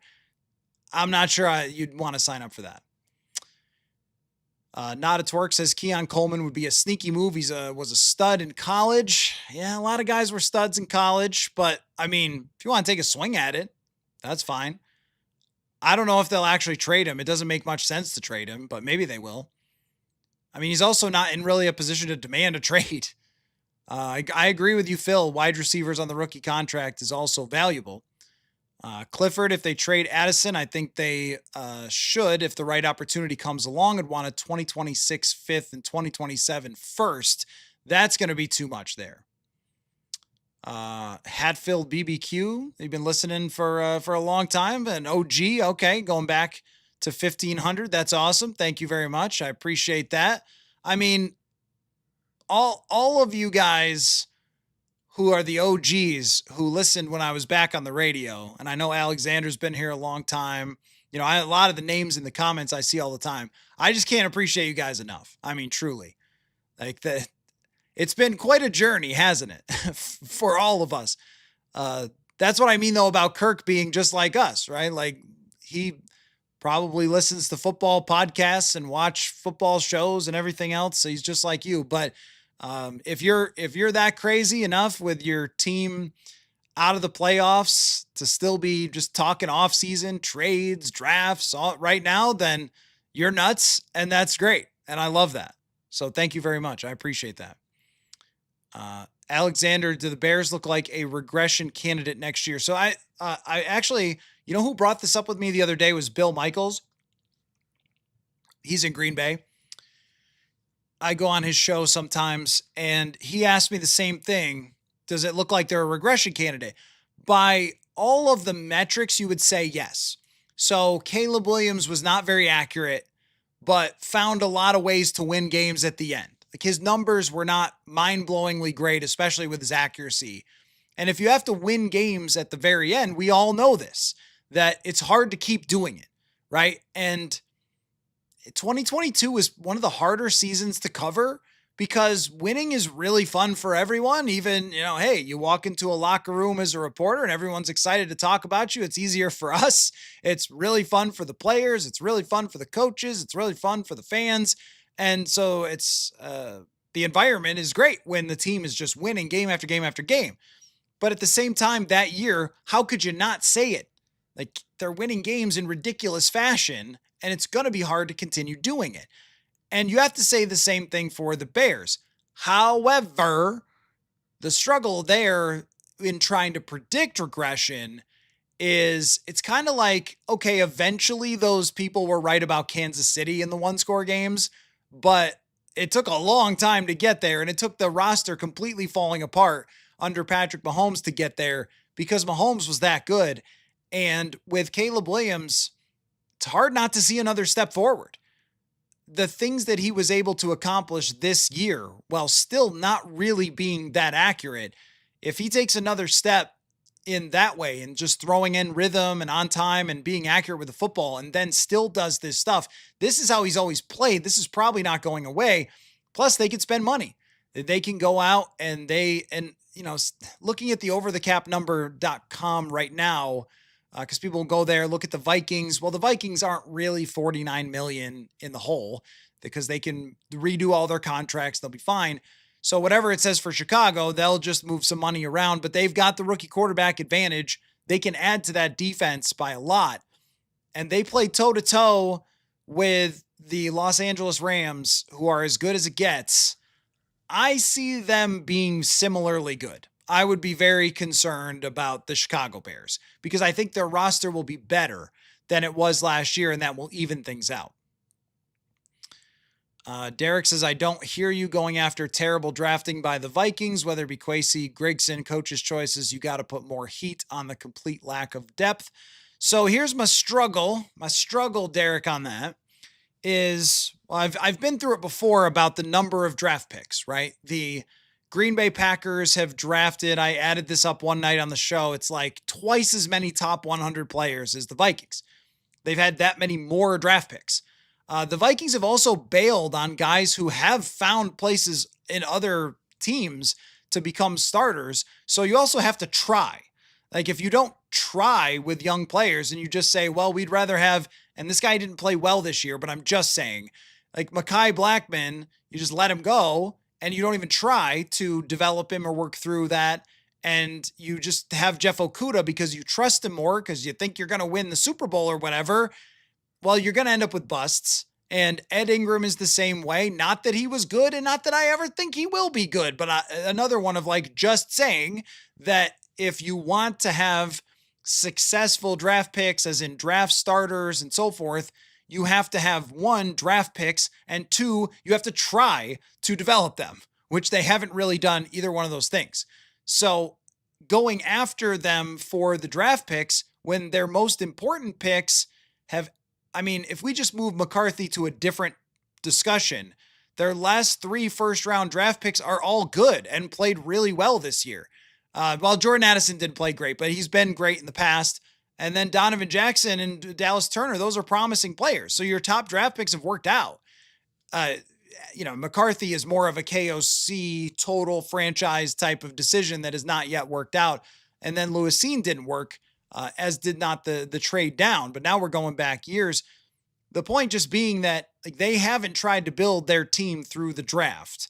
And you see the results of that, which is you're not ending up with a bunch of late round picks, but you're also not getting a lot of them. They had 5 picks. So someone asked me the other day, like, oh, well, Aaron Schatz had them graded as like the 30th best draft class. Well, they had 5 picks. One of them got hurt. Now you got 4 picks. I mean, where? And they think that they can, move these picks away for win now type players, in-season acquisitions, stuff like that. Now, one of those, somewhere there's a pick traded for Jordan Mason. That's a good trade. TJ Hawkinson's another trade. Jalen Redmond's an undrafted free agent. You start to add these things up. Here's the bottom line for me. When the people who just want to bring up this draft thing every single day, the bottom line for me is the Vikings had a top 5 defense in the league. They were both elite in run and pass defense. They had the best kicker in the NFL, who was a draft pick, and a really great punter. And overall, in terms of expected points added, were better than 3 of the teams that are going to play this weekend in special teams EPA. And when you look at their run game with Jordan Mason back there, it improved from last year. And per run, it was like 12th. It was pretty good. By PFF pass blocking and run blocking grades, they were slightly above average. They didn't get quarterback play. And so when you talk about like what's the goal of the coaches and the front office, it's to build a team that could have been legitimately competitive. For me, this roster could have been legitimately competitive with the teams that are playing this weekend I think the only team roster-wise that blows them out of the water is Seattle. I do not think they're as good of a roster as Seattle, and I'm not sure that it's that close. They've got everything. The Rams, I mean, if we take the quarterback position out of it, probably are better, but the rest of the NFC, can't say that the Bears are better, can't say that the Packers are better, taking the quarterback out of the equation. The Patriots, it's probably even, or maybe they're better than them. Denver might have a little better, but they don't have top receivers, or I don't even think they have a running back as good as Jordan Mason. So I look at that roster and go, this is winnable. This is a roster where you can legitimately win. You need quarterback to play well. So obsessing over, they should have drafted more 3rd rounders. Well, I don't know. I mean, they made moves to get the guys that they needed to put together a championship caliber team. And I think that it was close to that for the entire roster. And also, injuries early in the season really hit them hard. And we're talking about the depth. That to me is always like I don't like there's lots of depth in the league. I don't think so. Usually what ends up happening is like the Philadelphia Eagles win the Super Bowl because they're the healthiest team in the NFL. Health luck is more prevalent than depth. I mean, even then though, they had to fill in offensive line and they had a guy who could do it in Blake Brandel. So it's not that I don't agree with you that they haven't drafted a lot, but the other thing is too, is how is that interesting for me to talk about, by the way? Isn't that just like complaining? It doesn't seem interesting. It's not like an engaging topic. That's how I kind of want to do this, is like engage with, like, I say some stuff, you say some stuff. And if I just show up and be like, guys, don't you agree that the drafts have sucked? Ugh, that sounds terrible. I don't think that's interesting or fun to talk about at all. Now, how moving those picks have set them up for this window, now that's interesting. That's really a 2-year window because that was their approach. Was it the right approach? Had they had a good quarterback this year, had they brought back Sam Darnold or kept Daniel Jones, we might be saying that the approach was great. Of course you want to get rid of the draft picks when you can get real players and win right now. It's interesting in only the way that, well, there's 2 ways that it's interesting. It's interesting in the way that they decided this is how we want to do it. We don't want to try to stack draft picks, which would be a more analytical approach. Stack draft picks, trade back, which they did once, didn't work. They decided to never do it again, which is not really analytical in itself either, because process versus results. Like, they should say process versus short-term results. That's what they should really say. That always irritates me. Well, it's process over results. Well, if your results aren't good, then like, what are we doing here, right? Then the process wasn't right. But if it's process versus short-term results, you want long-term results with the right process. But they just totally changed theirs and started drafting, with their picks. And in some instances, like a guard, a non-premium position because they were drafting for need. So there's that. But they didn't really take a long-term approach to this build. They signed Van Ginkel. It's an older player. They signed Cashman. He's in his prime. They signed Grenard. That's a guy in his prime. They go out and get the older veteran defensive tackles. Like, they really expected to win in this very short window of 2 years and then figure it out later with the rest. And I think that it's bold. And I think that a lot of parts of it made sense, which were to build around the rookie contract, push the chips to the middle of the table on J.J. McCarthy's second and third seasons, where normally, and I'm sure they've studied this, the guy will take the next step, right? Second and third seasons. That's usually how it goes with the young quarterbacks, as we've seen from Drake May, as we've seen from Bo Nix. That's when they take their next steps. That's when they design this. McCarthy gets hurt, everything changes because chaos in the NFL happens and injuries in football happen. So those things to me are fascinating to talk about. Like, should they have taken a longer term approach and tried to hit on more draft picks as opposed to trading them for a Cam Robinson or trading them for a Jordan Mason or Cam Akers 4 different times or whatever it might be. TJ Hawkinson is probably the biggest one, where in 2022, it kind of looks like, you're going to rebuild a lot of this stuff anyway. So trade that draft pick to get Hawkinson in the short term and go for it, right? Who was against that? I wasn't against that idea, but it costs you a draft pick. And that's how you end up with not having a bunch of great draft picks. But even then, when you look at it, you've got a young guard, you've got a young edge rusher, you've got Jordan Addison, who should be in a situation, if not for outside of the building, to be talked about as a very, very valuable wide receiver. So it's not like they've done nothing with these picks. They just haven't had a lot and haven't tried to keep them around and develop them. Think about Kobe King. This is a good example. They draft an interesting guy like Kobe King, and I don't know what he was doing behind the scenes, but whatever, right? He looks intriguing, and they just cut the guy and somebody else picks him up. That's been the story of how the coaches have approached this. The coaches have not approached this with a slow mindset of, let's keep these guys over multiple years. It's like, if we don't like you, you're just gone. They came in, remember, and they cleared out the entire 2021 draft class just like that. And even 2022. I mean, that was Donatel's guys, and Flores came in and said, I don't want these guys. Get them out of here. And I know they haven't done anything since, but it's not even an attempt. I mean, Nashawn Wright I don't think he's a megastar or anything, but there wasn't even really an attempt. It was like, well, you're not a starter for us, so we're going to have Fabian Moreau and Jeff Okudah because they expected to win. And if you expect to win, you don't have patience with young players who need to learn the ropes. So there's context to all of those things that is interesting. Just complaining about it is not interesting. So that's what I try to do here. Anywho, let me get a drink of water. We've been going in this conversation for quite a while. I'm very happy about that. Hope you guys are enjoying the show. Check out the newsletter, purpleinsider.football, where I have all those stats that I didn't memorize. Let's see. Alexander, how big of a hit is it for the Packers to lose their defensive coordinator? I think Jeff Hafley was good, man. I think he was really good. And it really showed when they had Micah Parsons. It also showed what they didn't have when Micah Parsons was out. If you're Sean McDermott, are you kind of interested in that?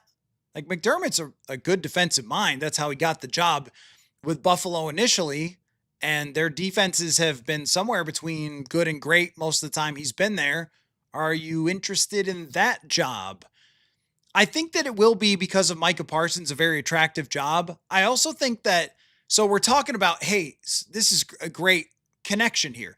We're talking about all the draft picks. So the Packers never sign anybody, right?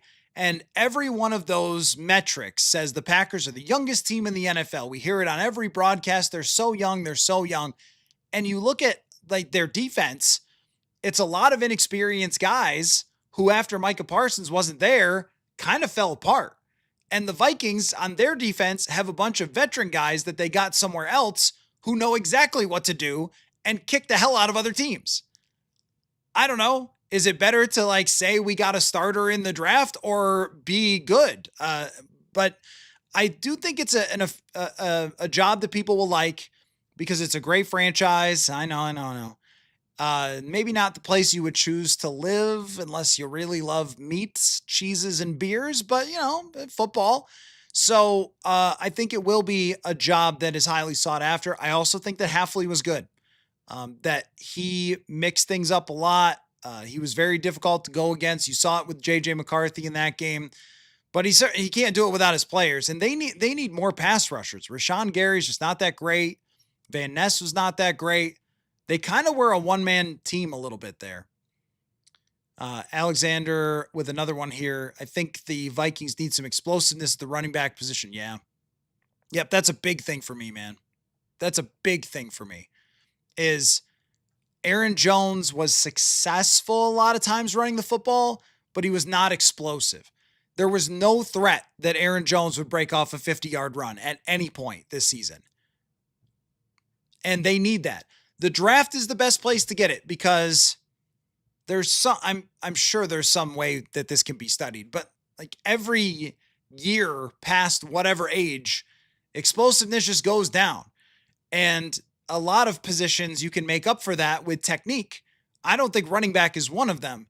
There's been some examples throughout history of running backs that get into their 30s and are still good, but maybe not at the same level of explosive. So the draft is a great way for me to get one of those running backs, but I also think that they need another veteran. So ideally, what I would look at doing would be like a 3rd round running back with great explosiveness, kind of like RJ Harvey or Bashal Tutin. Those guys were last year. Look for somebody like in the 3rd round who's got some jets, and then sign a veteran who can pass protect, like Travis Etienne. If you do that, I think you've got a great backfield, but certainly explosiveness is needed. I totally agree. Guys in mind, we're going to have to look at the draft more. I'm just not there yet. In terms of I am going to have Chris Trapasso on the show, by the way, the Purple Insider draft expert who's going to preview the draft for us. So I'm bringing you everything this week, guys. I got Searles on the offensive line coach. We got the cap guy. We got the instant reaction to the Flores news. I'm checking in with the draft expert. So doing my best. Matt hates Sean Payton. Don't blame me for that. Jets for Josh Allen straight up. Addison for Ayuk. Not into Ayuk. That seems like a mess. JW, pie chart of how much you enjoy being a pure journalist reporting facts of the team versus analyzing and having takes. Not sure exactly how to pie chart that, but I like that I get to do all of it. I wrote a book, and that's a lot of reporting and facts and everything. And I like going to press conferences. I like talking to players. I like learning as much as I possibly can, and then going back and trying to share it with you guys. So I love that. I love researching, like I did, talking about those EPA stats. Like, how much better do they need to be to get to this conversation? The fact of the matter is that apparently 2024 Kyler Murray would have gotten them into that discussion, at least that had as good of a passing game as Denver, which I didn't know before. That's why I like researching stuff and trying to figure things out. I like all of it. It is a little bit hard sometimes because there used to be a line drawn of reporters and take havers. So it was columnists, right? For the newspaper, you'd have the reporters go out there, they'd go to the press conferences, they'd ask questions, they'd write up the answers. And then the columnists would take what happened and they would write their opinions on it. And that's how it worked, right? And now, because of the fact that we can all purchase cameras and microphones and headphones and stuff and create our own little TV channels, And, I've always done it this way because even when I was in sports radio, I kind of held both hats too. But now everybody needs to do that. Like everybody needs to be multimedia. So, the Star Tribune, their reporters, they don't just go out and get the facts and come back and report them and that's it. Like they have opinions and everything else too. And, Dane Mizutani, the Pioneer Press, like newspaper people, all of journalists now have to have multiple skill sets to be take havers, talk hosts, writers, all that sort of stuff, which for me is super fun. And that's how I always like to do it. But I think that's way different than before. And the challenge of that is that you go back to the locker room, you go back to the press conferences, and sometimes, and this is, it's good because it checks you, it makes you be fair. And as you guys know, I lean on the data. I try to be as fair as possible. But also sometimes it can be a little on the uncomfortable side. Like, yeah, I might have a take on something that somebody might not really like. And that can be a little bit uncomfortable at times. But, it's never been a huge problem. The NFL guys, like, they are very understanding, I think, of the media landscape and are great to work with. But, sometimes when the team's 4-8, it gets a little uncomfortable in there at times. Like earlier this year with, Jonathan Grenard was not too happy with something Andrew Kramer said. I think he may have tweeted about it or whatever. Or he said it in a post-game press conference because Grenard saw part of our podcast and it was a little bit out of context. And, it runs us into some challenges sometimes.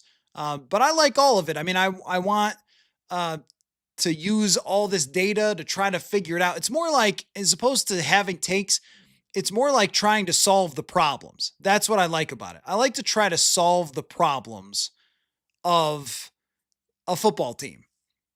And that's the most interesting thing. So it's less takes and it's more of like, would I do this? How would I do that? Like, would I keep this guy? Would I move this guy? What would we move him for? How do you build the winning team? Like that's always forever interesting to me. But I also like to tell stories too with the written word, if folks still like to hear it.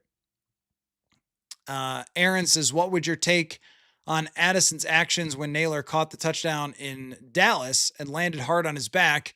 Could have been a serious thing, and Addison almost made a joke out of it. Yeah, that was odd.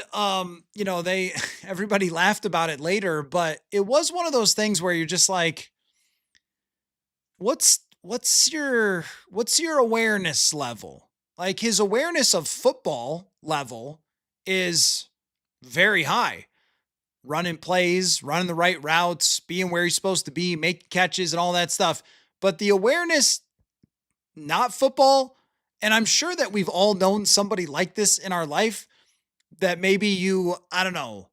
I'm not a big goes out to bar guys, but maybe you're like go out to bar and there's always that one person in your group who does something where you're like, why? What were you thinking there? Why did you do that?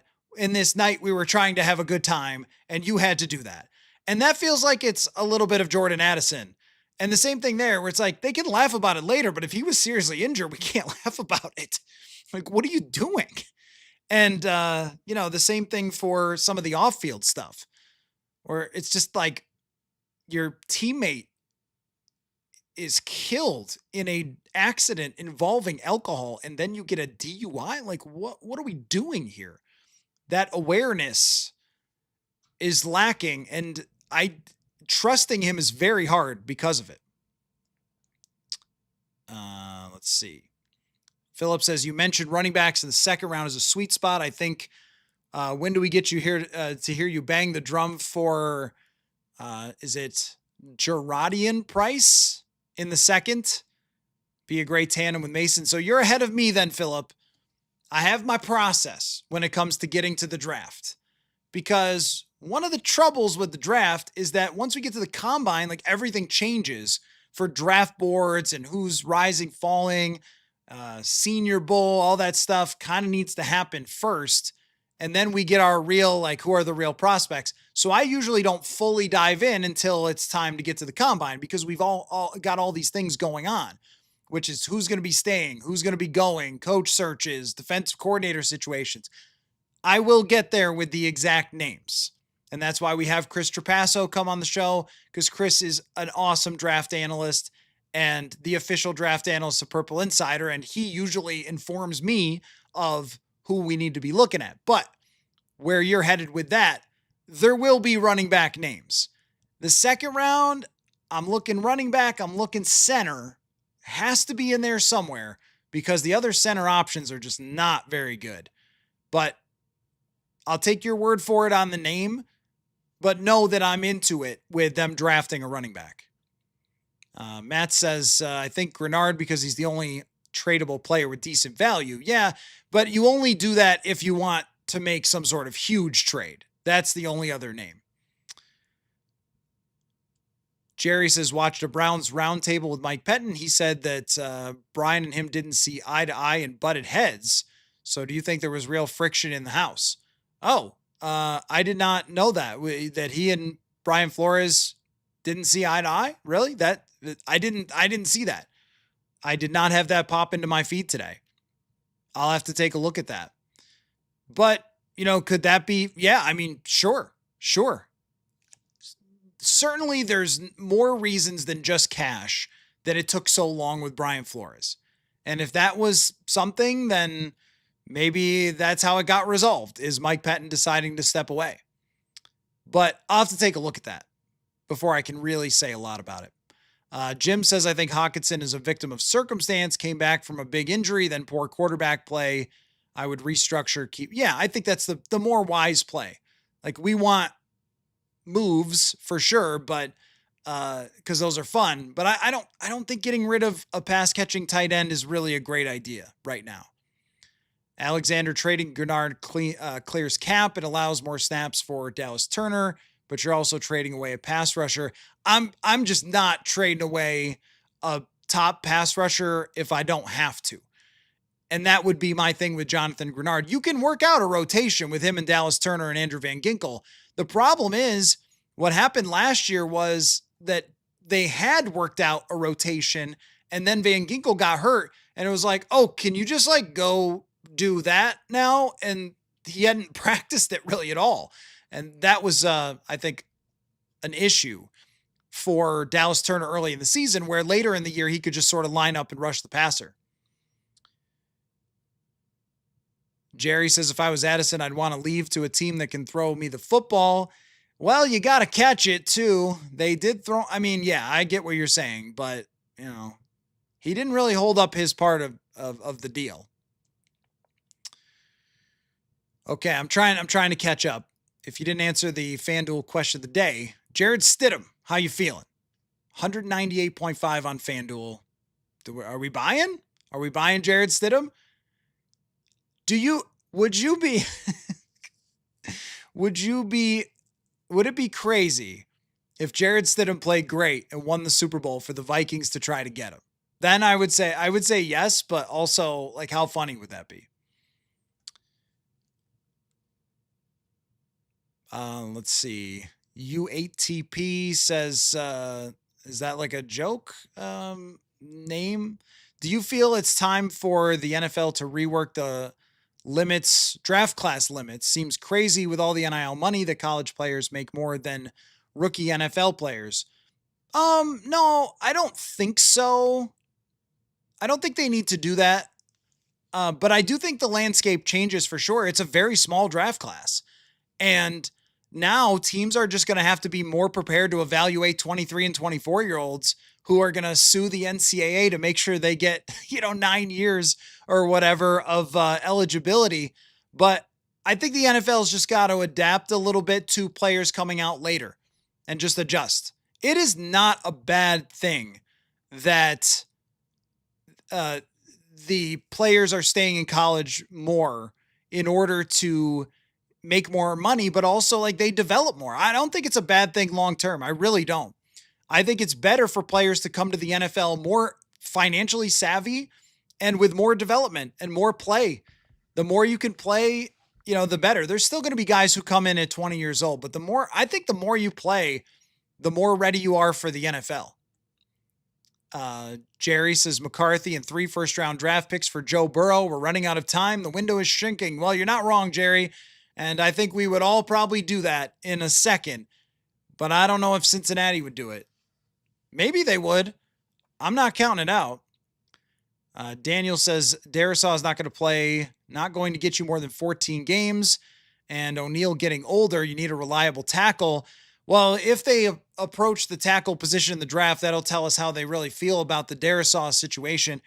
I have been looking at the Darisaw situation as this was just a bad luck year for him, and an entire offseason they feel like should get him back to where he was. I think him pushing it may have, I don't want to say he came back too soon. He did tell us that he came back before he expected with his timeline. So that may have been problematic. I'm sure the team was also desperate to get him out there. There seemed to be maybe some communication issues between the team and Darisaw about was he going to play? Was he not going to play? And things like that. You could tell how frustrated everybody was by it. Darisaw, the team. So that relationship and that situation does have to get repaired. I'm going to assume that will get back to 100% because I don't know otherwise. If it doesn't, though, you're right. If they think that it's not going to get back to 100%, but players like Christian Darisaw, you do not get rid of them. Like, unless that knee is so screwed up that he cannot ever be the old Christian Darisaw, left tackles are as difficult to find as franchise quarterbacks. So you have to just try to push through it and make it work. Alexander, did Darisaw demonstrate that he can play at the same level?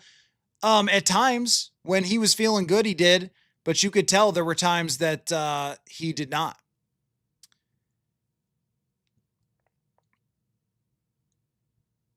KFT says Jefferson has solid 5 years of being productive. The Vikings need to load up on draft picks. They can't afford to give up even 2 first-round picks. Well, if they were going to get Joe Burrow, they could, because it'd be a huge swing at a Super Bowl right now. And then, whatever happens after that happens, but you still have Joe Burrow. So you're going to be in that discussion.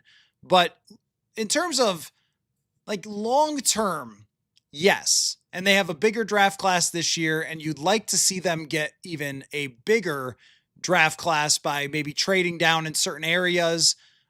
Maybe if you go from, let's just say you go from 18th to 25th because someone's desperate and you get another draft pick. I know like everyone's triggered by the trading down because of 2022, but like that's still a good strategy if someone wants to give you a lot of draft capital to trade up. They need young players. Everyone agrees on this. They need young players. They need for the long term of the franchise. I just don't know how much they'll approach it that way of trying to stack up young players at premium positions. They'll probably approach it as trying to fill spots right away, which is the sign of a desperate leadership group, which they should be because of where things stand. JP says, my one concern with Flores and KOC is player development. Their schemes require veterans, so young players just sit. You're right. Donovan Jackson and Addison played right away on offense. But, someone like Ty Chandler, we talk about explosiveness. The guy couldn't get on the field because of, issues with getting the offense right, pass protection. He truly was horrible at pass protection, but still not able to get on the field with his explosiveness. I know this year he was hurt, but like before, even last year, they just wouldn't even use him.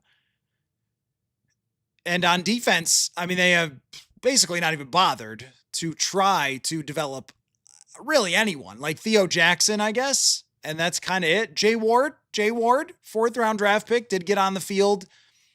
That's why when you get to a spot with your timeline where it's time to win, this is usually how it goes.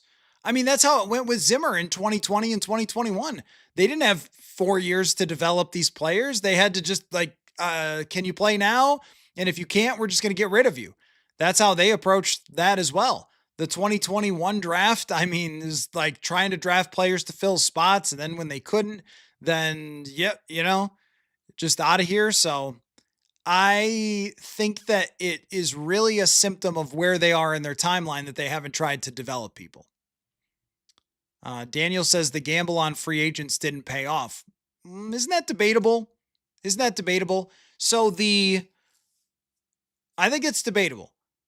The production versus dollars did not pay off. So if you hang with me here, take, for example, take Jones, Murphy, Fries, Allen, Hargrave, those 5 guys that they spent money on. None of them played up to their actual price tag.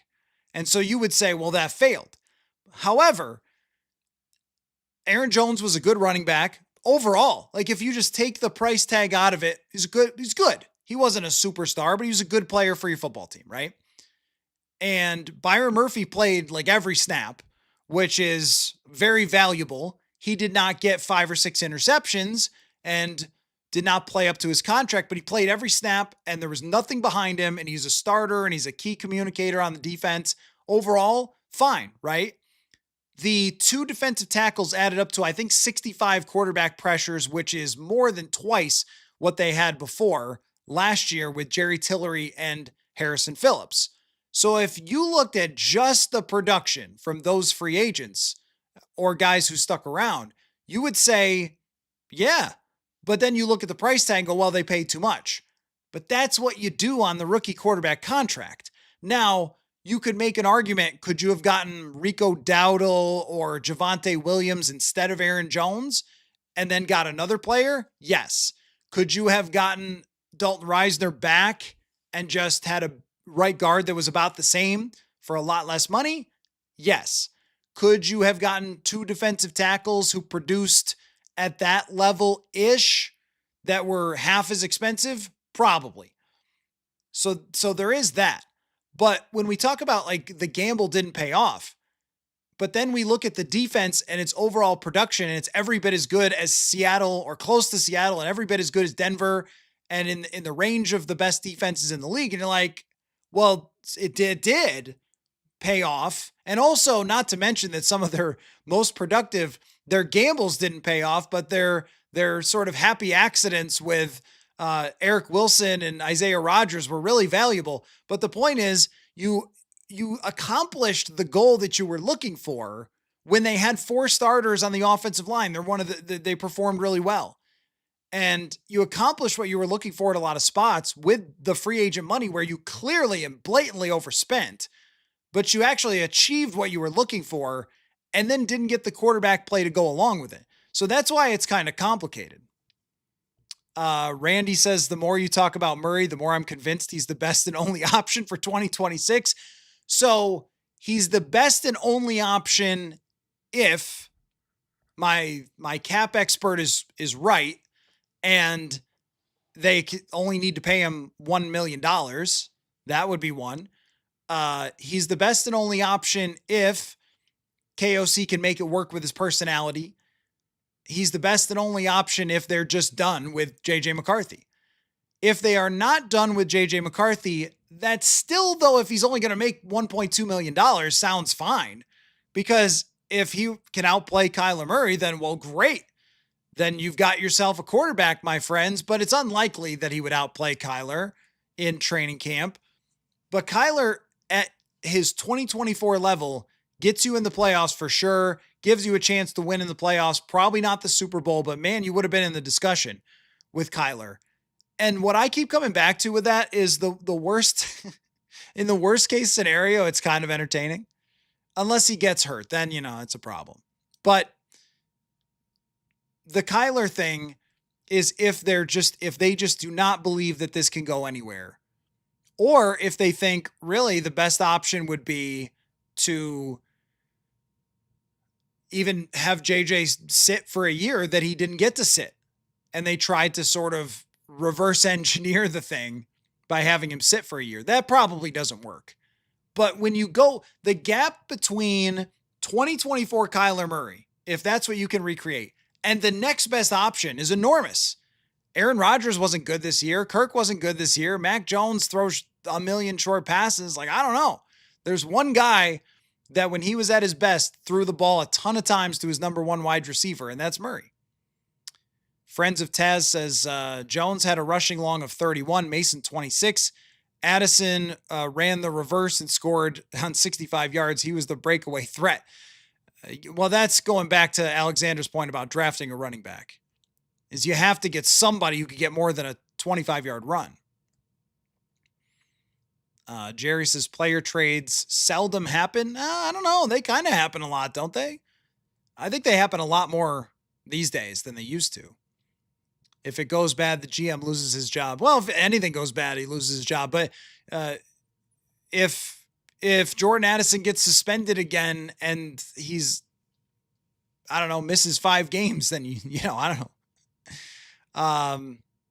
Arkanon, the thing about Kyler Murray is the cap hit. Don't worry about that. In this scenario, this is why I had the cap expert on the other day, and I checked this with him. In this scenario, it would be like Russell Wilson with Pittsburgh, where they would cut him, they would take on all of his money, and you pay him the veteran minimum. That's what makes the idea so great, is if you get him in the building and you can't stand him, whatever, just get rid of him. He's $1 million, trade him to somebody else. That's it. That's the main reason why this is a workable option, is that you don't have to pay that $50 million. There's no way I'd be advocating for it if that were the case. So that's the thing, is that's why it makes sense. Go spend the money on, okay, Randy says, yeah, if Jeremiah Love falls to 18, probably unlikely. Go get Breece Hall. Breece Hall makes a lot of sense for me. I like ETN as well. Son of Beavers wants to trade Addison to get Keon Coleman. Yeah, I mean, look, if the owner's trashing the wide receiver, then I'm not so sure that that's like the best guy to get. Jerry says, do you think KOC will phase out the fullback position? I would expect that, but they need somebody to pass protect. Friends of Taz, the new Cardinals coach, might try Murray. I don't think so. Not with how much they just straight up benched him to make sure that they tanked. So there's no way you come back from that, I don't think. I would be very surprised. Daniel, the streets cheered when Kirk signed with the Falcons. Yeah. Cause and effect. What's the deal with the Browns head coach job? No one wants it. I'm not sure why they don't promote the DC. Yeah, we saw Minter. Yeah. How messed up is that organization? I mean, look at it. Look at it. It is a tire fire. It's got to, I mean, we're the Cardinals and the Browns. I mean, these are the worst of the worst. I don't know why you would want that. I think Jim Schwartz probably is the best option for them, because who else would want to put their career with that? Steven says Anthony Richardson might provide some high-level competition. He might. KOC likes him. I think that you can, if you wanted to, make a trade for like what did Dallas give up for Trey Lance? A 4th? I wouldn't do that for Richardson, but maybe like a 6th. If they were giving him away, sure, I guess you'll take it. But the problem with Richardson is very similar to the problem with JJ McCarthy, is that he just hasn't played any football. And I loved the idea of Anthony Richardson when he was coming out. But if you told me, yeah, he's actually going to get hurt a bunch of times and never get on the field, I would have been like, no. And from here on and forever, I'm going to be pretty wary of any quarterback that doesn't throw a lot of passes in college. Friends of Taz, JJ doesn't need someone to come and compete with him to get better. He needs to gain some weight, throw to his wide receivers. Well, the reason you need someone to compete with him is because if he doesn't take the big step, then you are just screwed, and that cannot be the case. You cannot be screwed. You have to leave camp. Last year they left camp screwed. Carson Wentz had taken no reps, and JJ McCarthy did look good coming out of camp, but clearly, right away in the first couple quarters of the Chicago game, you're like, okay. And then by week 2, you're very concerned after the Atlanta game. You can't have that happen again. You have to have competition for just as a backdrop or a backup plan, or maybe even a starting plan, so you don't walk out of camp feeling like, we're in a lot of trouble. Daniel, give me more guys like Donovan Jackson. Totally agree. Donovan Jackson is as solid as they come. He is a 28-year-old, 22-year-old or whatever. And I was really impressed. The other guys were really impressed with him. I thought he was very good. KFT, the cap is really not a problem. The salary cap is not a problem for what it looks like. It looks like it is on overthecap.com, but it's really not. They've set it up in a way that they're going to restructure those deals. It's going to be fine. They're doing the same stuff, yes, that you do when you are in that mode that the Vikings did before in 2021 or whatever, but they're going to do that, or 2018, 19. That's how it works. But they're not in trouble, really. The way they've set it up, because that's what the rookie contract does for you. Son of Beavers, upcoming free agent quarterbacks do you think is the most likely to come? Oh, man, the free agent list is just not good. Steven says Joe Flacco. That might be the best one, right? I don't know. It feels like, because it's like Rodgers, Kirk's probably going to get cut. To me, it's Kyler, Geno, Mac Jones are the three guys who could actually start for you, and I would believe you if you said they made the playoffs. Those are the only one. Jimmy Garoppolo, that's just a backup. Jacoby Brissett, just a backup. Friends of Taz think McCarthy's going to take steps forward in his second season like Ponder? I don't think Ponder took steps forward in his second season. I think that Adrian Peterson ran for 2,000 yards. Is that how it went? Teddy. Yeah, Teddy definitely did, and he was on his way up. But that, as Steven says, McCarthy's really in his third season. But either way, I mean, he has to take a massive leap forward or they can't keep doing this. And the big question is, are you willing to risk your status in the National Football League as head coach and general manager on that step forward? It's not impossible. It can absolutely happen. They could win games with him. He could turn out great. But everything's percentages. What's the percentage after 10 starts like this that happens to the point where we're talking about a plus 80 EPA after being minus 40 this year? That's going to be tough. Oak Dog says, looked up who the shortest Super Bowl winning quarterback in the modern era. The answer is Russell Wilson. And my thought is Murray, not Wilson. Am I wrong? No. I mean, there's a lot of similarities between Russell Wilson and Kyler Murray. I think that, so you bring this up, this is something that they have to consider if Kyler Murray is the quarterback, that he plays in the shotgun all the time. Can you get him as an under center? Can you get him building on? And this is what Drew Petzing, I thought, did well in 2024, was building off of the run, because the successful teams that are left, they all build off the run extremely well. Can you actually get him to do that? KFT says he's not a good fit, KO's offense. And I think that you're right in some ways, but also like his intermediate passing stats are very good. And that's where KOC's offense tends to live, in that 10 to 20 range with the dagger concepts that get brought up all the time. But like those in-breaking timing routes, he can throw those. He can throw quick game. I think he's actually very good at quick game. That's been some of his best stats over the years. And off of play actions and taking shots down the field recently has not been great with that. But I think that that's how Russell Wilson really succeeded, was they built off the run. They ran a lot of play action, and then he put the ball up for receivers to make plays. Is it the perfect fit? No. If he was the perfect fit anywhere, he wouldn't be getting released. So you kind of have to think about, well, what's the best option among a lot of bad options? That's how I'm talking about this thing.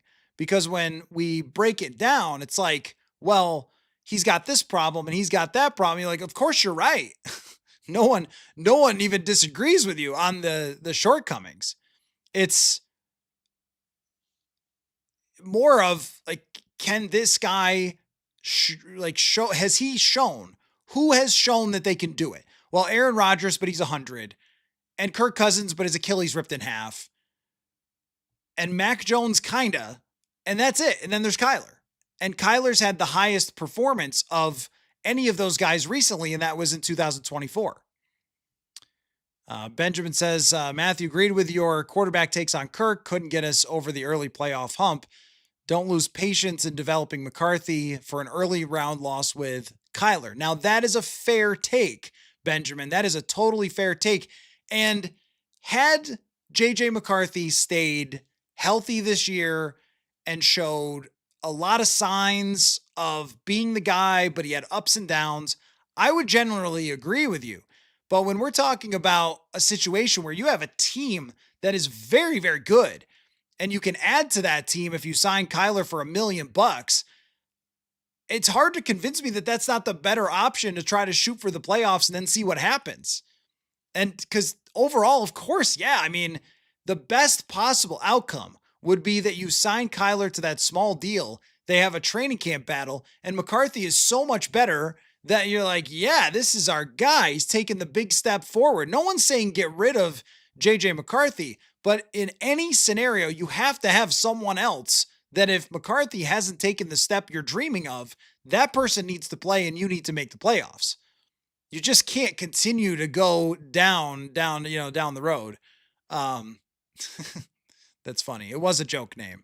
But you can't just continue to go down the road of hoping and praying that McCarthy, after 10 games, has the same numbers as EJ Manuel and will suddenly become a star and save your jobs. Like that seems to be something that's very, very illogical for an NFL team to do would be, and we don't see this very often unless it's a rebuilding team, to stick with a quarterback who's performed like that.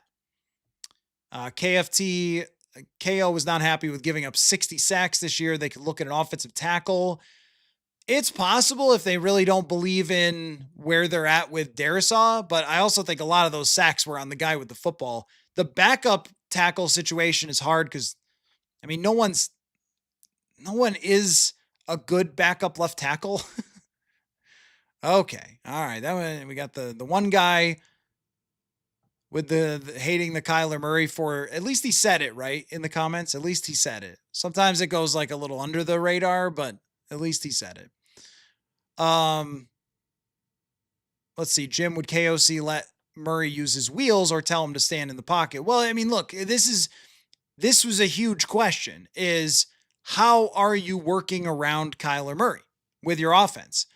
Because there are restrictions with the height. The middle of the field does become more challenging.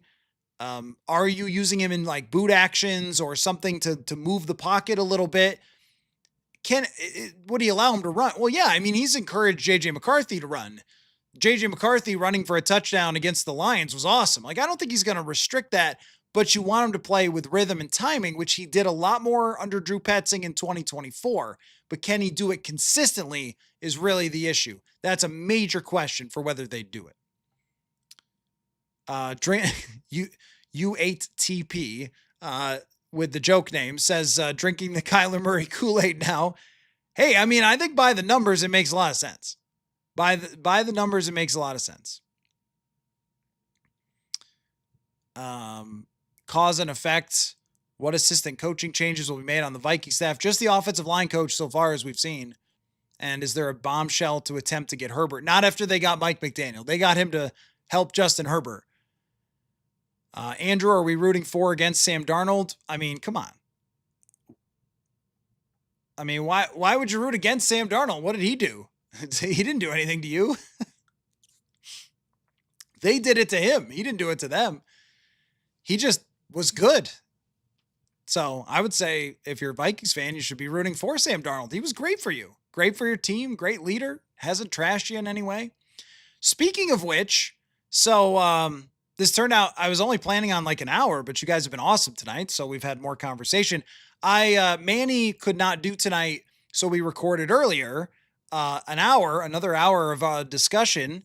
And while you're here, if you want to hang around, Manny and I talked about exactly that subject. We talked about the Addison trade. We talked about, which teams you should be rooting for or against. We broke them down, all sorts of stuff. So I will bring you now my conversation with Mr. Manny Hill. Thanks everybody for watching and participating. Remember that FanDuel question of the day was Jared Stidham's over-under on FanDuel's 198.5 yards. You buying? Are you buying Jared Stidham? So here's myself and Manny Hill from earlier today. Thanks, everybody. We'll see you later, and we'll do another one of these very soon. And if you guys keep showing up in droves and asking great questions, then always very encouraged to do more live chats. So we'll talk to you soon. Football. All right, now we welcome into the show Manny Hill. Hi, Manny. How are you? I'm pretty good, Matthew. How are you? I'm ready. I'm ready for the conference championships, but this is always the time this weekend where you sit around and you wait and you wait and you wait, and then you go, "Oh no, this means there's not much left." This I know. this is it's always a conflicting feeling. It's probably like when people go to their last high school dance where you get ready and you're all excited, and then you realize like, "Oh man, this is it. It's over after this." Just the Super Bowl. And I guess, when you're looking at these matchups too, if Bo Nix had been in, then I think it would feel a little bit different than with Jared Stidham. So that sort of took the wind out of my sails a little bit for that game. But I want to get into our favorite things about the game, favorite matchups, favorite storylines. You've got a list of your favorite conference championship games of all time. I restricted you to 3 because we've only got so much time here, Manny. That could be like a 4-hour NFL Films Manny Hill special. But I want to talk about something that happened out of San Francisco that caught my eye. It was a little bit strange yesterday. A columnist for The Athletic, who's based in the Bay Area, wrote that the 49ers should trade for Justin Jefferson. And I thought, well, that's great. I should buy the Hollywood sign and live on top of it. But neither one of those things are probably going to happen, right? And then another reporter in San Francisco said that the 49ers would like to trade for Jordan Addison. Now, that is much more realistic, but I was like, wait, did someone walk over to a bunch of 49ers reporters and say they want to trade something with the Vikings? And one guy took it one way and another guy took it another way. One of these things never going to happen. I would like to sell the Athletic San Francisco reporter the Golden Gate Bridge if he thinks that they're getting Justin Jefferson. However, the Jordan Addison idea, well, the charges were dropped, Manny. Still, another brush with the law, another concern added to the pile that has been stacked up by Jordan Addison over the last couple years. He's got 1 year left after this on his rookie contract. What do you think about the concept of trading Jordan Addison? I th- I th- I don't hate it only because of, like you mentioned, the sort of the off the field stuff. It just seems like every off season there's something with Jordan, and at some point, if you're Quasi and KOC, you have to kind of throw your hands up and be like, "Come on, kid, what the hell? Why are you in the news every single off season? Why are we having to deal with this every single year with you?" And I think it kind of brings the question, the focus. I mean, this was something we talked about during the season where, Addison was dropping passes and just wasn't as productive as he was his first 2 years in the league. And you just start to question like the focus, and the true dedication to becoming a great wide receiver, because there's no doubting the talent of how good he is, and how potentially, the heights that he can reach. But I don't necessarily hate the idea of moving on from him and just saying, okay, maybe you're going to reach your potential somewhere else, but right now we can't. We're trying to win right now. There's a lot of pressure going into 2026, and we don't have time to be dealing with you getting into another issue. And we're just getting into the offseason mode for the Vikings now, and he's already in the news. And so there's still plenty of more time for something else to happen. Knock on wood. You just hope it doesn't. But I don't hate the idea. Now, I don't think that they should move on from him just to move on from him. I think if you can find a good deal that works for you, I think you definitely need to explore it. But I understand the idea of this coming up just because of all of the stuff that we've learned about now in the last couple of years, where he just can't seem to keep himself out of the news. So this is the struggle a little bit for me, because when you look at what they're going to pay him next year, $4 million, you Yeah. think, man, it's pretty hard to trade a guy who is making $4 million and had 19 touchdowns in his first 2 seasons. And I agree with you that of all the drops this year, there were certainly some where you could say, man, JJ McCarthy, like take a few revolutions off the football, bro. But I don't think that all of Jordan Addison's drops were like that. I think that, there's one in the Chicago game. The ball's thrown pretty hard, but it hits him right in the hands. And there's another one in the Giants game where I know that game kind of doesn't really matter that much at the end, but should have been a very catchable ball for him and would have been a highlight reel play for JJ McCarthy. And there were others where it did just glance off the fingertips and he didn't look the football all the way in, which is not what we expect from Jordan Addison. He's usually been a guy with very reliable hands and circus catches, and he's the one who at every step of his career made Kenny Pickett into a first-round draft pick, certainly helped Caleb Williams look a lot better at USC that first year than when he was gone. Caleb Williams' production went down, and then he gets to the NFL. Kirk has success with him. I remember Kirk going to the podium and saying, they nailed that draft pick, guys. And then you have Sam Darnold come in, and he's the perfect receiver for Darnold. Remember when he came back from the injury, and then I think it was the first drive, he smoked somebody and scores a touchdown. It just didn't feel like the same juice was there for Jordan Addison this year, and the drop rate was at least double, if not more, from what it had been in previous years, which again, you can't just say was all on the quarterback and how hard he threw the football. That to me is concerning. The fact that we didn't make it 3 weeks into the offseason, the Super Bowl's not even over yet, and already there's another headline with Jordan Addison. The fact that they had to suspend him for some reason overseas for a quarter, all these things have compiled up to might not be worth it. Where I've always landed on this, Manny, is if they want to trade him, that's fine. Like, I don't think that they have to. I don't think that it's something where you would say, you must get rid of this person right now because the contract situation allows for that to play it out next year. I also think with the pressure on them to get much, much, much better offensive production, it's very hard to say goodbye to someone who was that productive over their first 2 years. But if they do it, I won't care. I won't cry. I won't say you screwed up. How dare you get rid of him? Because you know what? He's not number 18. And I think that there are a lot of guys that you can put next to Justin Jefferson and they will be able to succeed. The Vikings were okay when Jordan Addison was out, when Sam Darnold was their quarterback. They didn't fall apart. The offense didn't collapse. And if this went along with Jalen Naylor coming back and then adding another wide receiver, you'll be okay.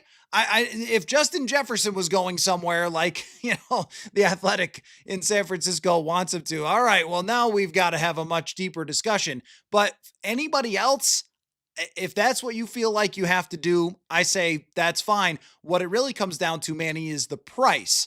So where is the price tag, in your opinion, where you'd say, okay, yep, do it, go ahead? Second or third round pick. Second round pick would be terrific. I mean, if you decide to move on from him and somebody comes in with a second round pick, I think you have to take that and run with it. And granted, Jordan was a first round pick, but typically when you're trading guys away, unless it's a quarterback, you're never really going to get, the same kind of value in return. And the reality is, with everything, the off the field stuff that we've kind of seen from him the last couple of years does tend to make your value take a little bit of a hit. Now, how much of a hit does it take? That can be kind of through the eye of whatever beholder of the team that wants to trade for him. I don't know if I worded that correctly, but you get what I'm saying. So I would start with the hope of a second round pick, but if somebody comes in with a high end third, I'd be open to that as well. Well, and you think about it with the comp pick system, I think you've got a good chance at a third or a fourth if you just let him leave anyway. And if you've already decided we're not doing the 5th-year option thing, which over the cap estimates is going to be about $17 million, that's a lot. If you've already decided we're not going to do that, then you would eventually just let him go and get the comp pick anyway. So you want to have at least what the comp pick was going to be. But I think that there is a lot of desperation around the NFL for wide receivers when you look at what the Pittsburgh Steelers did last year with DK Metcalf. Now, he's had no problems. I don't think he was any sort of issue, even within his own team or anything. It was more of like a, we don't really want to pay you situation for the Seattle Seahawks. But still, what did he get? Like $30 million from the Pittsburgh Steelers after his worst season? So I think with someone like Jordan Addison, if you set the bar at a second round draft pick, the irony here is that the team that makes the most sense to trade for him is the Buffalo Bills. And they're like at war of the city versus their general manager and owner over this wide receiver situation. But, the last time Josh Allen put up passing numbers that were truly elite was when they had Stephon Diggs and they got him in a trade from the Minnesota Vikings. So that team to me should look at it. San Francisco losing Brandon Ayuk, it's a factor. George Kittle is getting older. I mean, they were running out Jawan Jennings at the end there and Demarcus Robinson. And you're going, oh yeah, you're supposed to, get to the Super Bowl with these guys. But San Francisco, if they came in, and they've drafted pretty meh over the last few years, if they came in and said, all right, fine, like this is our window, we got to make this happen. He's on that very good contract for this year. We will give you a second round draft pick for Jordan Addison. And then the Vikings say, give $12 million a year to Jalen Naylor to be wide receiver 2, and then develop Ty Felton, who I know everyone has decided already is a bust, but they've always done it this way. KJ Osborne, Jalen Naylor, they develop these guys slowly. And then you get a free agent, maybe another role player. You maybe draft one in, I don't know, the third, fourth round, look for another guy who might be able to fill out a role. And you've got a receiving core that I think can still compete. I don't love the idea, though, of a team that if I was in Kevin O'Connell's shoes and I'm saying, look around the league, man, we're getting fired left and right. If I miss the playoffs next year, I'm probably going to be hunting for a new job. Do I really want to get rid of a wide receiver of this caliber? I think that it still always comes back to that. Like, oh, great, I've got a second round pick for the next guy, right? It's kind of how, you have to think in the NFL. And I don't think that that's always the right thing to do with the NFL and the way that they're just firing guys left and right. I certainly didn't think Sean McDermott should have gone because there was a call that didn't go his way. Otherwise, they're playing in the AFC Championship. We're going to fire him then. So you did it, as we always complain about, Manny. You did it on one game. That's what you did it for, is one play. One play. And even then, like, there's a questionable pass interference mixed in there. It's not like that's what you're judging an entire guy's, career over, is pretty bizarre. So I think that it does make sense. Is there anything else on the roster that you look at, Manny, and go, you know what they could do now that Flores is back is blank? And we still don't know if Flores is coming back, but today, or if he's going to get the Steelers job. But today, the Ravens hired Jesse Minter, the defensive coordinator from the Los Angeles Chargers. That is the only other team outside of Pittsburgh that has interviewed Brian Flores. So it's basically Pittsburgh or Flores is back. And I tend to think that the odds are in the favor, since Pittsburgh has not hired Flores yet and has interviewed him multiple times. The odds are shifting away from that and towards someone else in Pittsburgh. Maybe we'll get news here at some point fairly soon, but let's just say that Flores is back. What's the one move that you want to see made on the defense to help him? I would like to see them add another corner.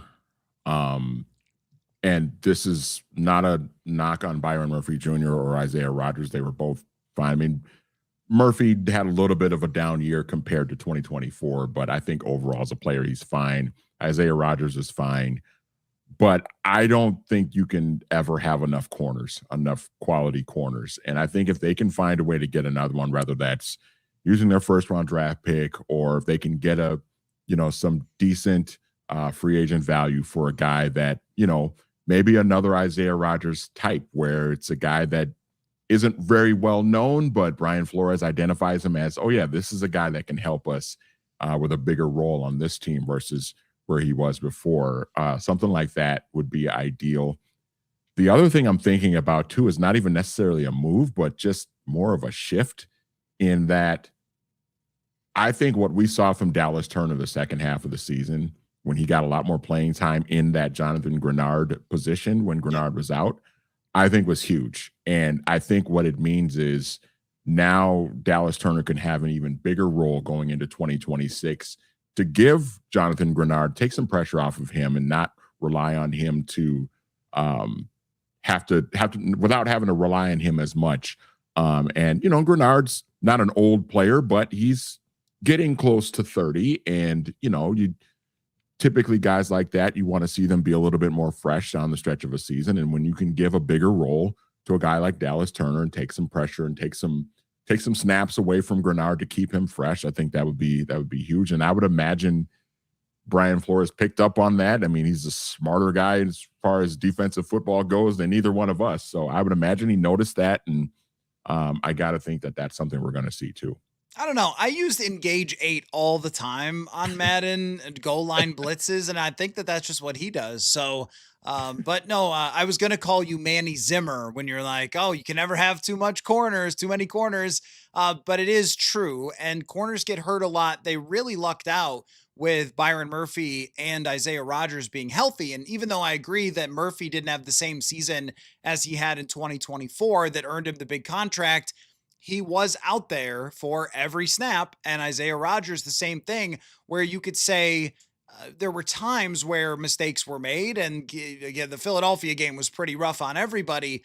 But when you go back and look at the total numbers of Isaiah Rodgers, I mean, how much he was out there saved their bacon, because it's Fabian Moreau behind him and Dwight McGlothern, and Jeff Okudah was hurt and really, really bad when he was in there. If they had injuries, they do not put up the defensive performance that they do. And you cannot count on that year to year, as we have seen many times when it comes to the depth. So I think that's really important.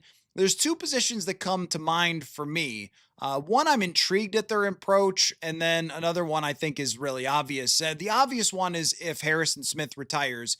I think that he needs another playmaking safety. I think that you can create a pseudo Harrison Smith situation with Josh Metellus.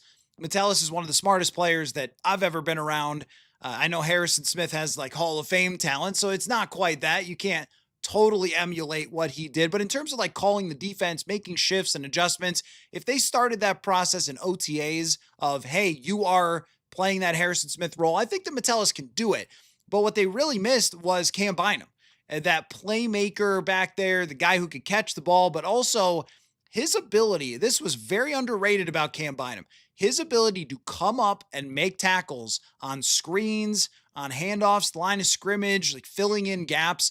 I thought that his toughness did not get enough credit, and he was probably worth what Indianapolis paid him.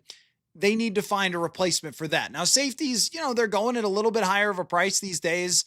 I don't know if that's a rookie, if you can roll the dice again on a rookie, but I think a veteran who's got a playmaking history is important. And here's where I'm a little intrigued, Manny. I enjoy a beefy nose tackle, a large, voluptuous gentleman in the middle. They Ted did not. Washington. Yes, Gilbert Brown, Pat Williams, etc. Right. And you go back to some of those old teams for the Patriots. They would go out and get one of those guys. And I thought that at the end of the day, they ended up with an elite run defense. But early in the season, you kind of felt that. And there's a guy, I believe his name is Caden McDonald out of Ohio State. I'm just draft people. Don't go crazy. I'm just starting. But when I looked at height and weight, it was 6'3" and 326. And I thought, kind of like that. and a 91 PFF grade at stopping the run. So I'm kind of intrigued by the idea of getting somebody like that to mix and match so you can play multiple different ways at the defensive tackle position. Yeah, I like it. I'm looking up Caden McDonald now. Yeah. I like the idea of that. And we know Brian Flores likes versatility. He likes to do a lot of different things, give you a lot of different looks on defense, a lot of different pressures, a lot of different coverages. And I think what we're seeing too is a lot of guys on this defense have a lot of versatility. They can do multiple different things. I mean, we talk about Andrew Van Ginkel, what he can do as an edge rusher, as a playmaker on the defensive side, dropping back in coverage and making things happen. And the safety position you mentioned as well. So I think getting more versatility on this defense, not saying it doesn't have any because it already has plenty, but adding another guy just to give other teams some different looks and some different mixes, so that they can't just figure out one thing from your defense and pick that apart over the course of a game or a season. So that would be big. I would like that. I like the idea of figuring out if Harrison Smith is not going to come back, and we don't know that for sure, but if he's not going to come back, how do you fill that kind of role? Josh Metellus obviously could maybe do a little bit of that, but I kind of like the way that they've used Josh Metellus Yeah. in as kind of the Swiss Army knife, so to speak, in that defense where he can do a little bit of everything. Talking about the versatility there.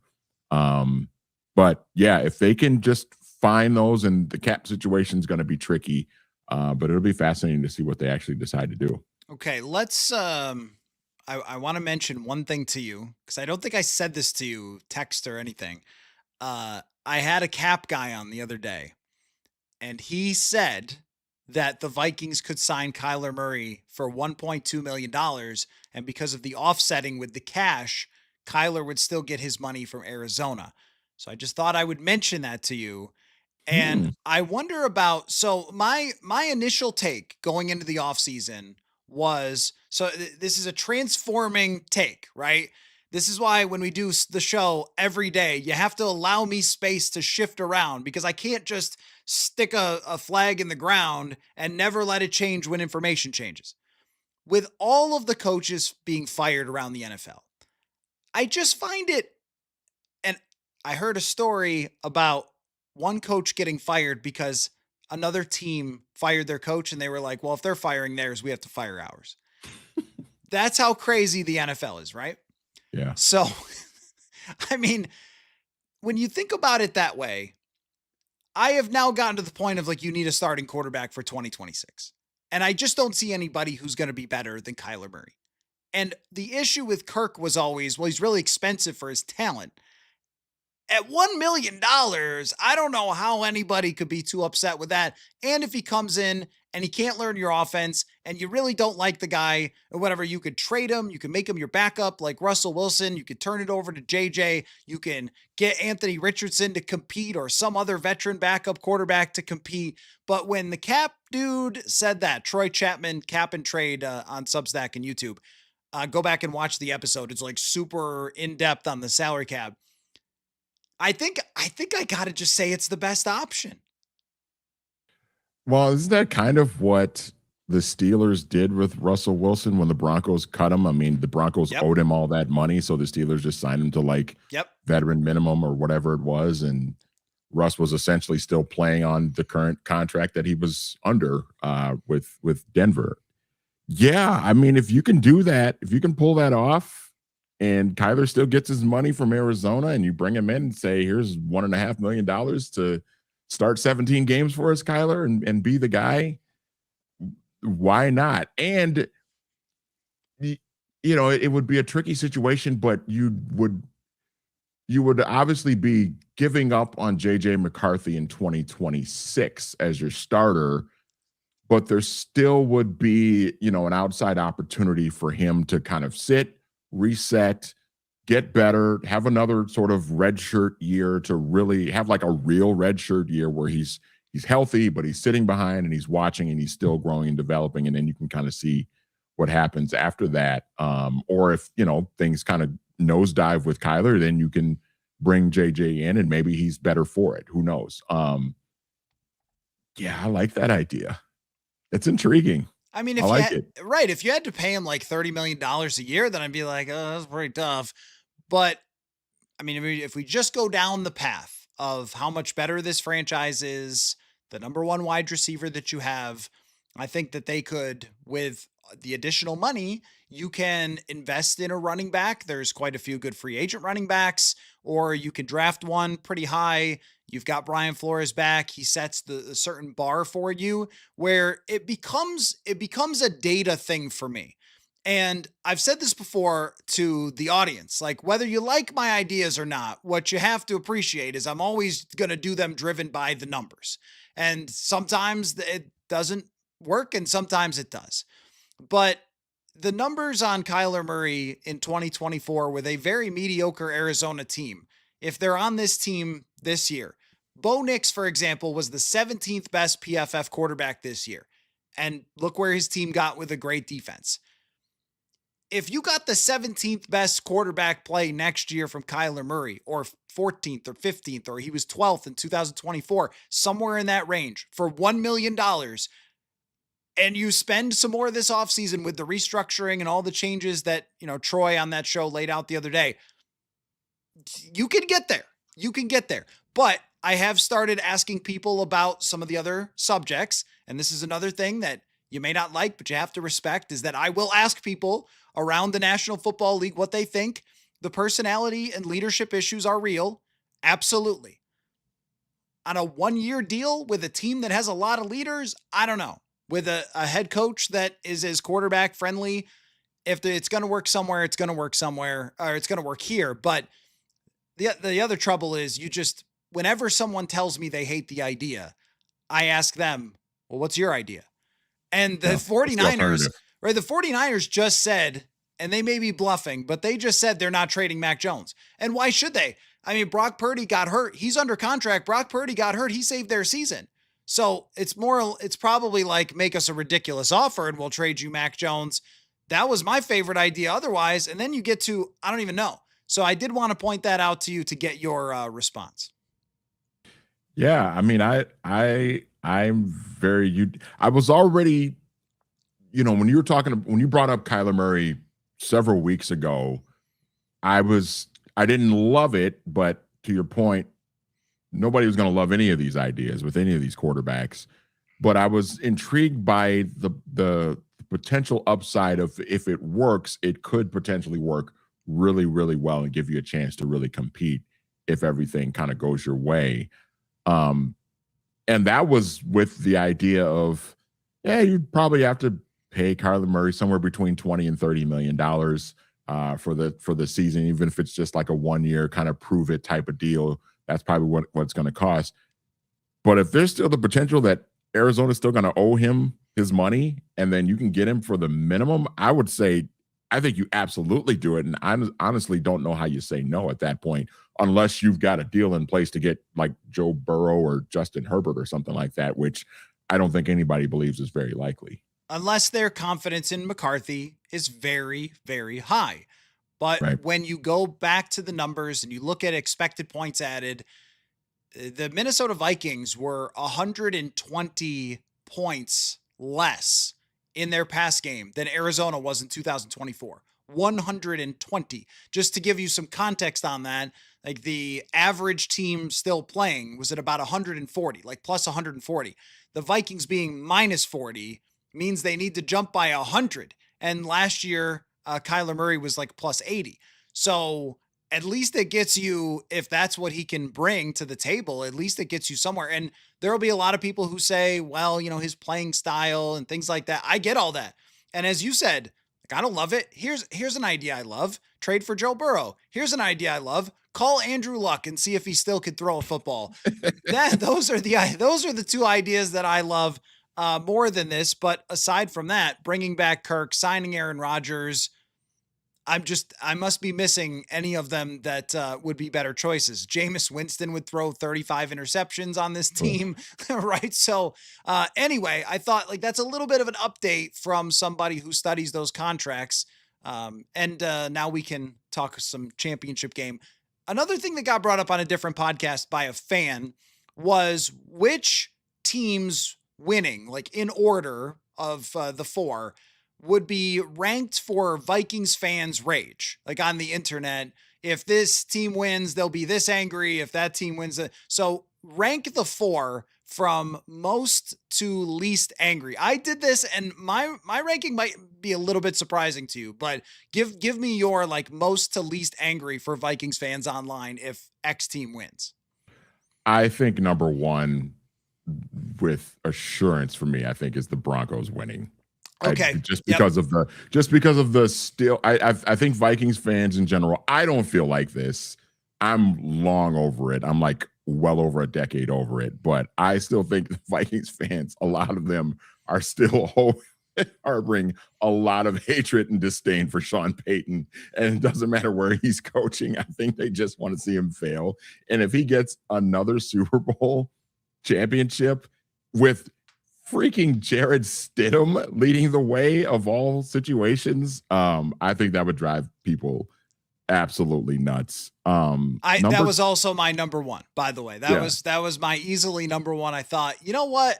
I think Vikings fans have come around to the idea of just like, well, you can't change history. Good for you, Sam Darnold. But Sean Payton, no. And what a salt in the wound it would be for the Vikings to have so many good teams over so many years with someone else's quarterback, backup quarterback, whatever it may be. And then this guy wins a Super Bowl with his backup quarterback. I mean, oh, it'd be brutal. So who do you got for number two? Number two, I would go with Seattle, and not necessarily because the fans would be mad at Sam Darnold or upset or, for Sam Darnold, but I think they would just be more upset with the Vikings just for, because it's like you let this guy go. You moved on from this guy and he goes to the other team and wins a Super Bowl. I think that would drive Vikings fans absolutely crazy. I wouldn't mind it though. Wouldn't bother me. Well, the pretense was that he couldn't win in the clutch. And then it turns out that if you get all the games at home and your team is really amazing, that anyone can be clutch in the playoffs if you get the right matchups and situations. So Drake May gets to be super clutch when his defense annihilated two quarterbacks, but he gets because it's in the regular season when they play 85 games over X number of years for a starting quarterback, wins and losses are probably going to tell you a lot. And here's my evidence. Who are all the greatest quarterbacks of all time? And I bet they won a lot over multiple regimes. Look at Josh Allen. What's going on behind the scenes is a total circus, and yet they're one play away from the AFC Championship because he's Josh freaking Allen. And that's how they win all those games, right? That will tell you over a long period of time. Certain 500-ish types of quarterbacks, they will usually settle into that. Not referring to anyone specific, but it will just sort of settle into that.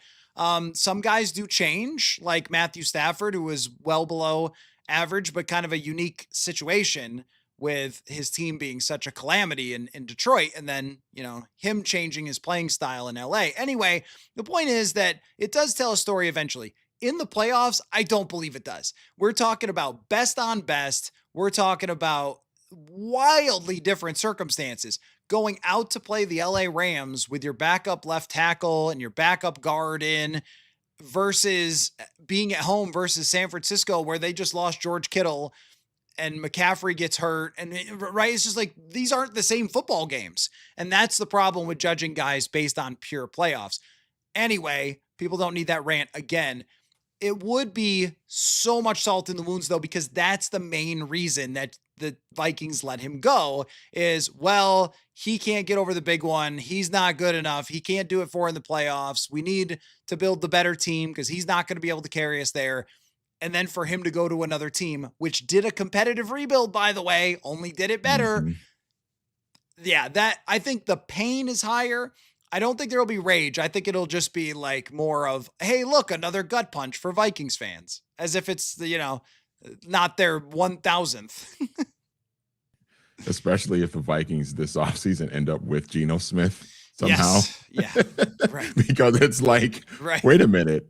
The Seahawks got rid of the right quarterback and won the Super Bowl, and now the Vikings are bringing that quarterback that Seattle got rid of in. How is that going to work?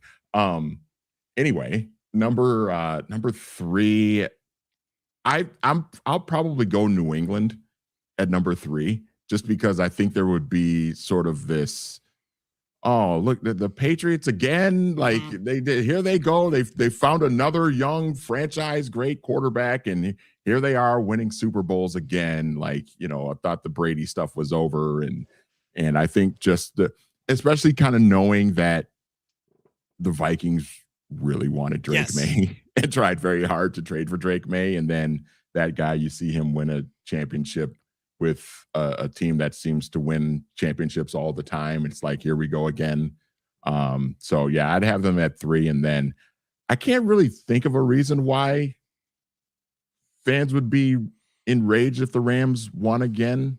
I can't really think of a reason. Right. That's why I got them at 4. You have the same exact order as I had, because at least with the Patriots, you could say should have been us. Should have been us Yep. with Drake May, and those darn Patriots wouldn't trade down. The Vikings had gone and got the second first-round pick just in case, to try to use 2 first-round picks to move up, and then we're probably willing to add as much as it took. The Patriots were like, I don't think so. We want our franchise quarterback. And then he was amazing immediately. And you could also make a slight argument about Stephon Diggs that, I mean, there were fans who were mad at Adam Thielen about the end where he went to Pittsburgh. I did not care so much about that entire subject, but Right. because I just think like this happens all the time with players. They try to come back. It's not the same, whatever it might be. And if I'm playing 5 more games in the rest of my life, can I at least go try to play for a Super Bowl somewhere? So I understood it, but fans were mad about that, which means that they still definitely hold a grudge against Stephon Diggs. So if Stephon Diggs goes and wins a freaking Super Bowl with the New England Patriots, I think there will be some outrage for that, or some frustration with that. Not like, oh no, we let him go because you got Justin Jefferson out of it, but they just don't like him because of how everything went down there. I truly can't think of anything with the Rams that even connect. Like, do they even have any ex-Viking players? I don't think so. They just have a quarterback that all Vikings fans already knew was really good. And then he's still really good. That's it. Like, their coach is awesome. He's one of the best coaches ever. It's a great franchise. Yeah, I think that's the correct order. So let's get into who we think is going to win these games and what our favorite parts of these games are. So interestingly, Manny, on FanDuel, Jarrett Stidham's over-under for passing yardage is 198.5. I'm sure the folks at FanDuel were like, I don't know what to do with Jarrett Stidham either. So that's where the line ends up getting set for him. What is your favorite part of this game? Favorite matchup, favorite storyline? I am just fascinated by Drake May and how he matches up with this Denver defense. Mhm. I mean, that it's a physical, nasty, but also fast and talented defense. They can just do everything. And you have a young quarterback who is obviously on his way to being a star, as an MVP candidate for this year. Um, how does he match up on the road? Tough place to play. His counterpart is obviously, a career backup, but it's still going to be a tough task for him to go into that stadium with that crowd, that altitude against that defense and really perform well. So I'm just fascinated to see how that plays out. He's got the talent, the ability to be able to function in those situations, but he hasn't been asked to do that yet. His first 2 playoff games have been at home. Matchups, where his counterpart is both games had terrible meltdowns, Justin Herbert and CJ Stroud. So there wasn't a lot of pressure on Drake May to go out and, throw for 300 yards and a bunch of touchdowns and really light the world on fire. He might have to do it here because this is a really nasty defense, and it's a road game that he's going to be going up against. So that is really what I'm looking for. I mean, it seems like a cliche, young quarterback against a great defense. Of course, everybody's going to be fascinated by it, but it's really what I'm really intrigued by. Here's where I'm looking, is the Denver Broncos offensive line versus the Patriots pass rush, because the first 2 offensive lines that they've faced were bad. I mean, the Los Angeles Chargers, oh my gosh. And then the Houston Texans, that's not a good offensive line. And Ed Ingram gave up 5 pressures and had a 26.0 PFF grade. Ooh, it's almost like it was probably the right move. I thought he was so much better since he Yeah. left the Vikings. Yeah. He was better in run blocking. And, anyway, so there's that. The Denver Broncos have an elite offensive line. They are one of the best offensive lines in the entire NFL. And this offense is not likely to change. It is going to be a quick passing offense, short underneath stuff, ball out of the hands as fast as possible. So the way that New England dominated in the first two games, I don't think they can necessarily do it the same way against this offense. And we know Sean Payton, man, this guy's won games with Taysom Hill at quarterback. He went 5-0 with Teddy Bridgewater at quarterback. Yeah. I mean, it's not impossible for them to block it up well for Jared Stidham and hit some, passes to Cortland Sutton, use the underneath stuff. RJ Harvey is very, very good at catching out of the backfield and actually be able to move the ball here. So it kind of does rest on the shoulders of Drake May. His over-under on FanDuel is 226.5 yards in this game. I think if he goes under that, they do not win this football game. And the Denver Broncos are taking Jared Stidham to the freaking Super Bowl. But, Manny, it's really interesting. To me, I think it says a lot about how good the Denver team is as a complete franchise because they are only 4.5-point underdogs. And you would think with a backup quarterback that it would be more than that. Can I throw one more thing out there about this game? Actually, make it 1.5. I don't care about the altitude. I know it's tough. I know it's a thing. I remember when the Bulls and the Jazz were playing in the finals and it was like, the Jazz have this altitude advantage or whatever. And it was like, they just played and it was fine. I thought that the game with the Bills and they were like, oh, they're getting air on the sideline. You're like, okay, I don't need to hear it every possession. I get it. It's in the mountains. I've been there. I didn't really feel it myself when I was out there. I'm sure it's harder to play a football game. We don't have to talk about it every single sideline report. Well, they're dealing with the altitude. We know that's been going on in Denver Bronco playoff games, I swear, since I was like 4. So I'm tired of that. I also do not need the entire internet to complain about Tony Romo. I get it. I get it. But we're also like trying to watch a football game. And Romo's going to say some weird stuff. But you know how many people watch Bills and Broncos? 51 million. Clearly no one cares. Clearly no one is turning off the television because Tony Romo says some stuff that you either don't agree with or can't make any sense of, which kind of happens to me sometimes where I'm like, I'm not really sure what he was getting at there. It's fine. Watch the football game. Stop trying to be a media analyst every second of your life. I just want to see the game. I 100% agree with you. I'm a kid who grew up in the 90s. I miss the days of Pat Summerall and John Madden calling all the big games. But nowadays we don't need to be online complaining about the analyst on nonstop CBS or Fox. It just doesn't. It Four doesn't straight matter. quarters of people complaining about Tony Romo. Let it go. Move on. Talk about the game. Anyway, all right, let's get to the other one, which is who's calling this one? Is it Burkhardt and Tom Brady? So now everyone's fine with Tom Brady now. They hated Tom Brady at first. Now it's fine. He got better. Shock that Tom Brady got better at something. That's weird. But everyone wanted to judge him on like his first 3 games.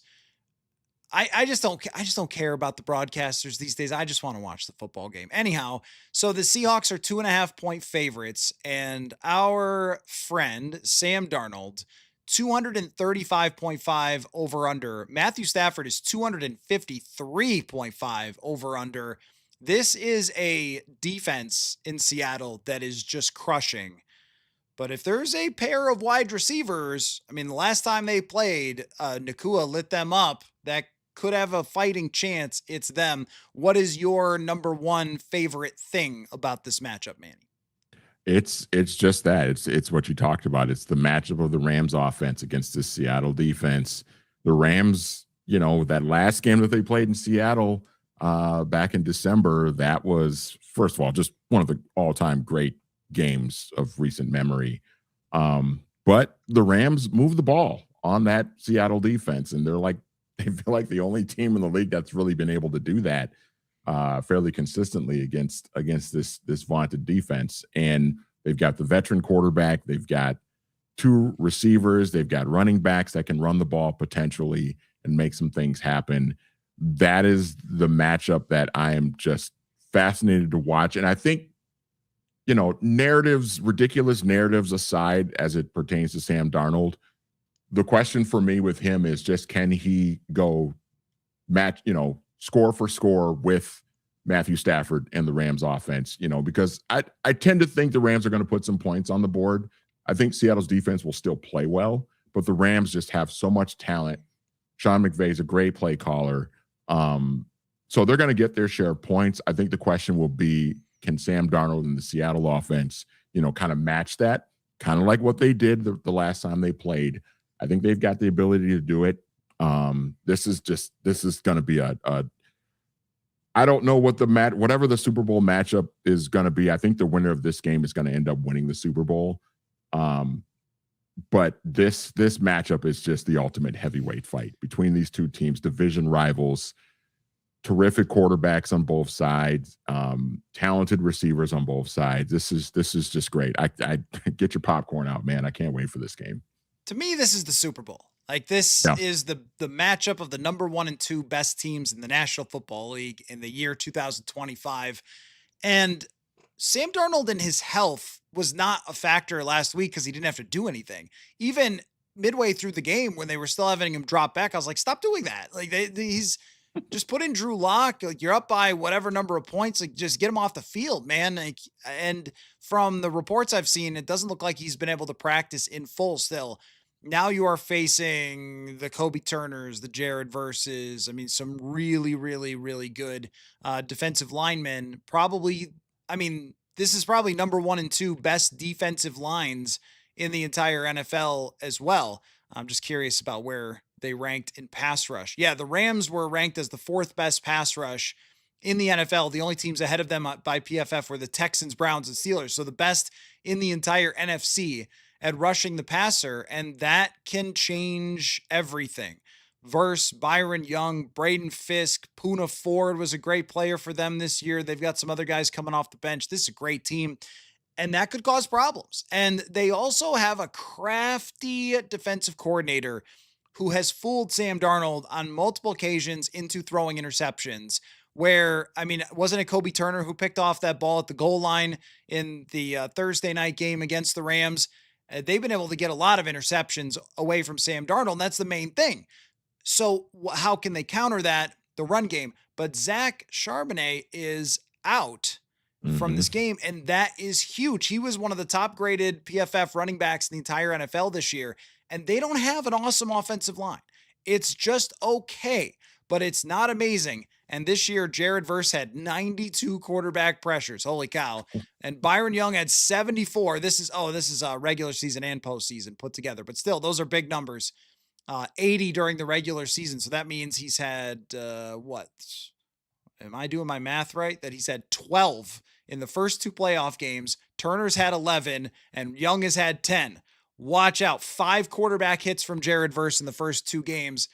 The real big difference, though, is where are they when it comes to just their wind? They had to go all the way to Carolina, chase around Bryce Young the entire game, and played a really tight, intense game where they did give up points. And then, they play again in the ice and the snow against Caleb Williams. The game goes to overtime. Like, they've played. Think about this. I'll pull this up. Snap counts. Quentin Lake, who's played the most snaps for Los Angeles in the playoffs, has been on the field for 148 plays. Now, let me go over to Seattle and see what their guy is for their top snap getter. 59. 3 times the number of plays in the postseason for the Rams.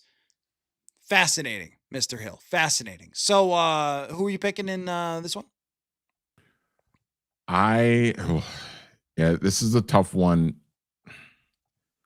I'm going to pick Seattle because they're at home.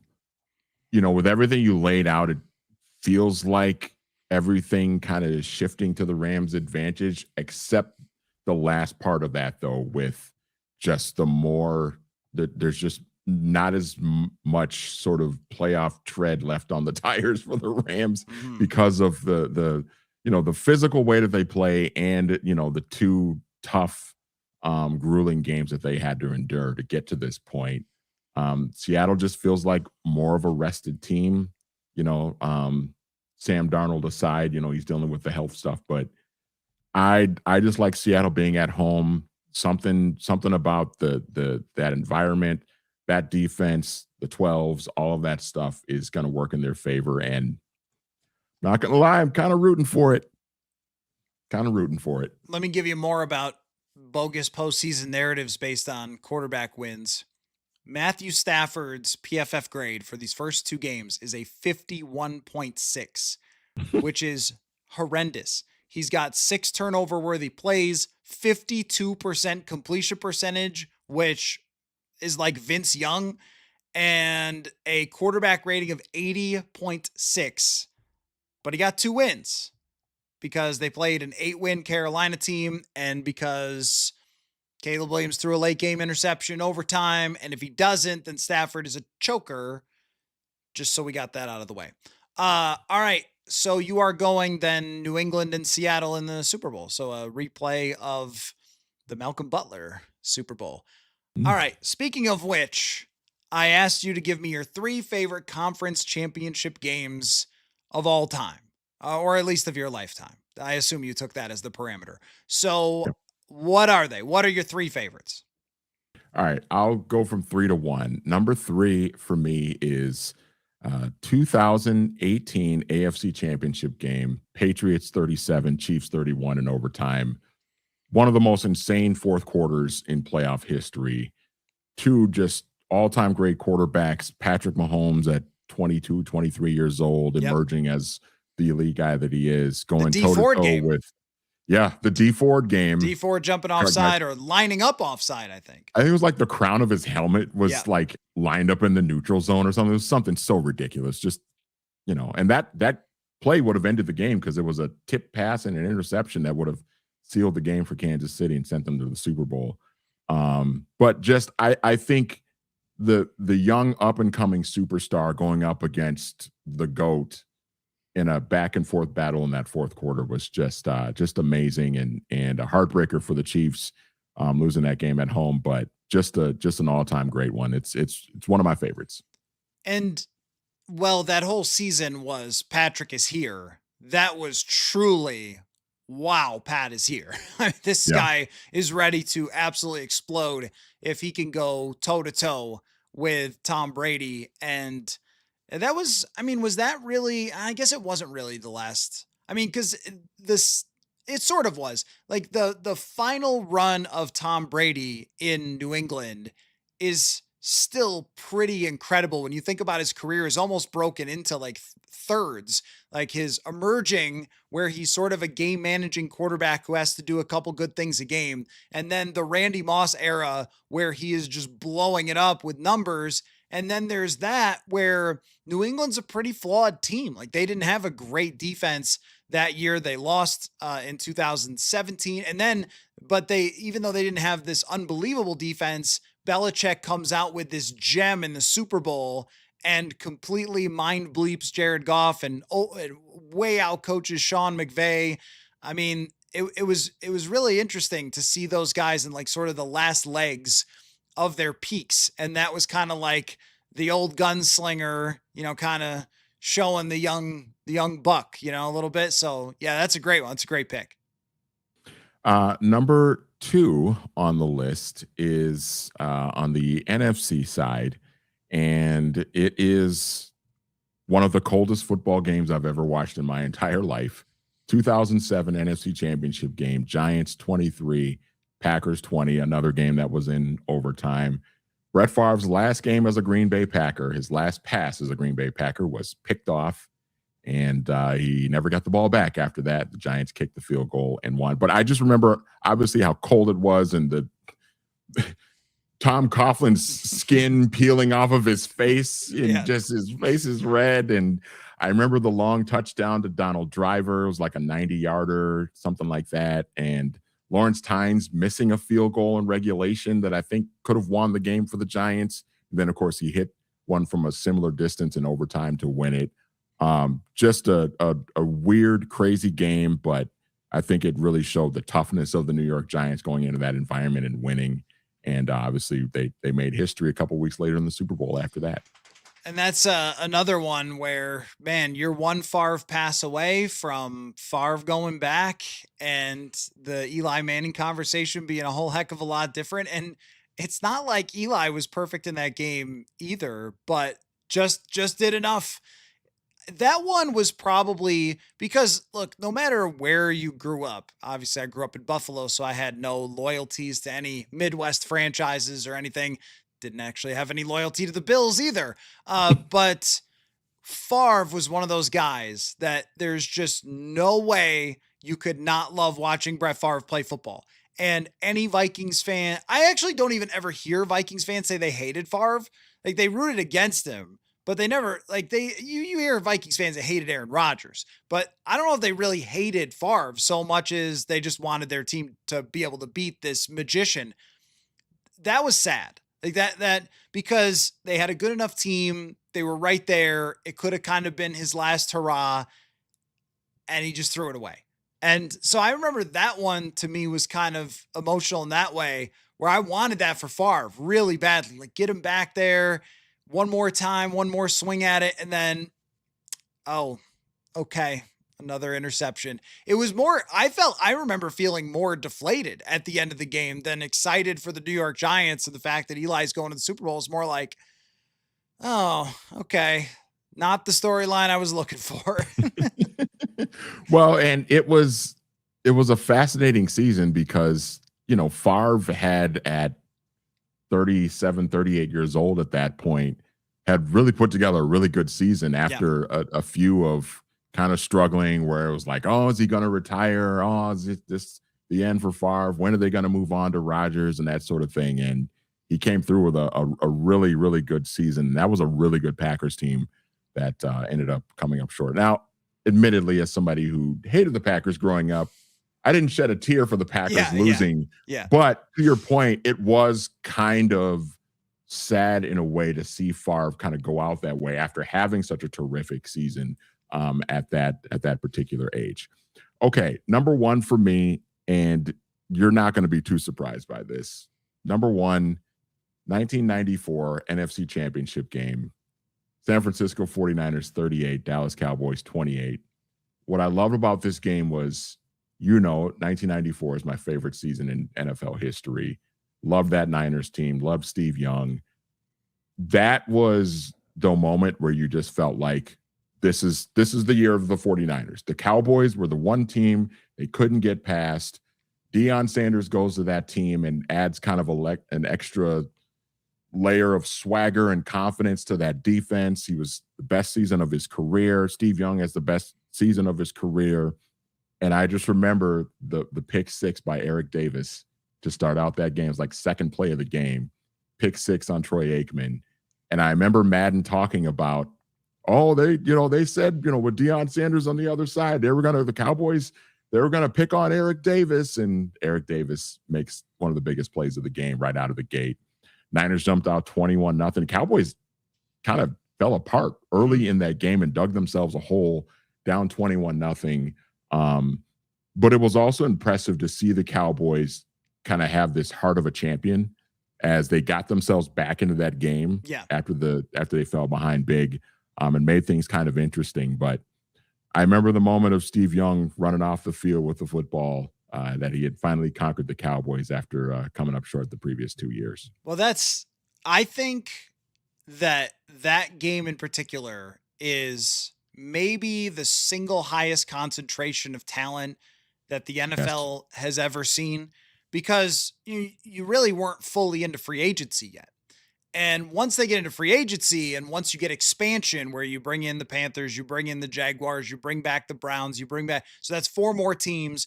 So at that point, these teams had been able to build up to this level of absolute freakishness. And there was just enough free agency, I think, right to the point where they could bring in these other veteran players and stack up their teams, the guys chasing championships. So it was like, it wasn't enough to where guys were always just transient. They were able to develop them over many years where you could draft players and get the better. And Steve Young was fully into that offense at that point. Everybody's in their prime. And then On the other side, the Dallas Cowboys won the Super Bowl the next year, so they still had a Super Bowl caliber team. And once again, it felt like there's the real Super Bowl because what were they in? Were they in San Diego or was it in Miami that Miami melted down I and was in San Diego. San Diego, okay, Yeah. lost the game to Stan Humphries. And as soon as that happened, it was like, okay, we know Steve Young's getting his Super Bowl because it's not even close. And Steve Young was one of my favorite players of all time, like easily up on I would say Mount Rushmore of my favorite quarterbacks of all time. So to Yep. see him have that happen, a couple recently have been really, really good. The one that came to mind for me, I say recently is 10 years ago now, but with Peyton Manning, when he wins his last one, that AFC Championship game is crazy because I think were the Patriots not playing like a tight end at left tackle because they had gotten so many guys injured and Denver's just pressuring Brady, but you get a broken Manning has to make some amazing throws in that game, one in kind of the corner of the end zone, right? Owen Daniels. Yeah, right, exactly. Yeah. For a touchdown there, Gary Kubiak's favorite player, Owen Daniels, hits him in the end zone with a brilliant throw. And it's like, yeah, he was totally washed, but he made that play. And then Brady at the end finds Gronkowski down the middle for like a 40-yard pass where the game could have been over. They get in the end zone, 2-point conversion fails. I mean, that one and 2012, Atlanta and San Francisco, Colin Oh, Kaepernick, yeah. Matt Ryan.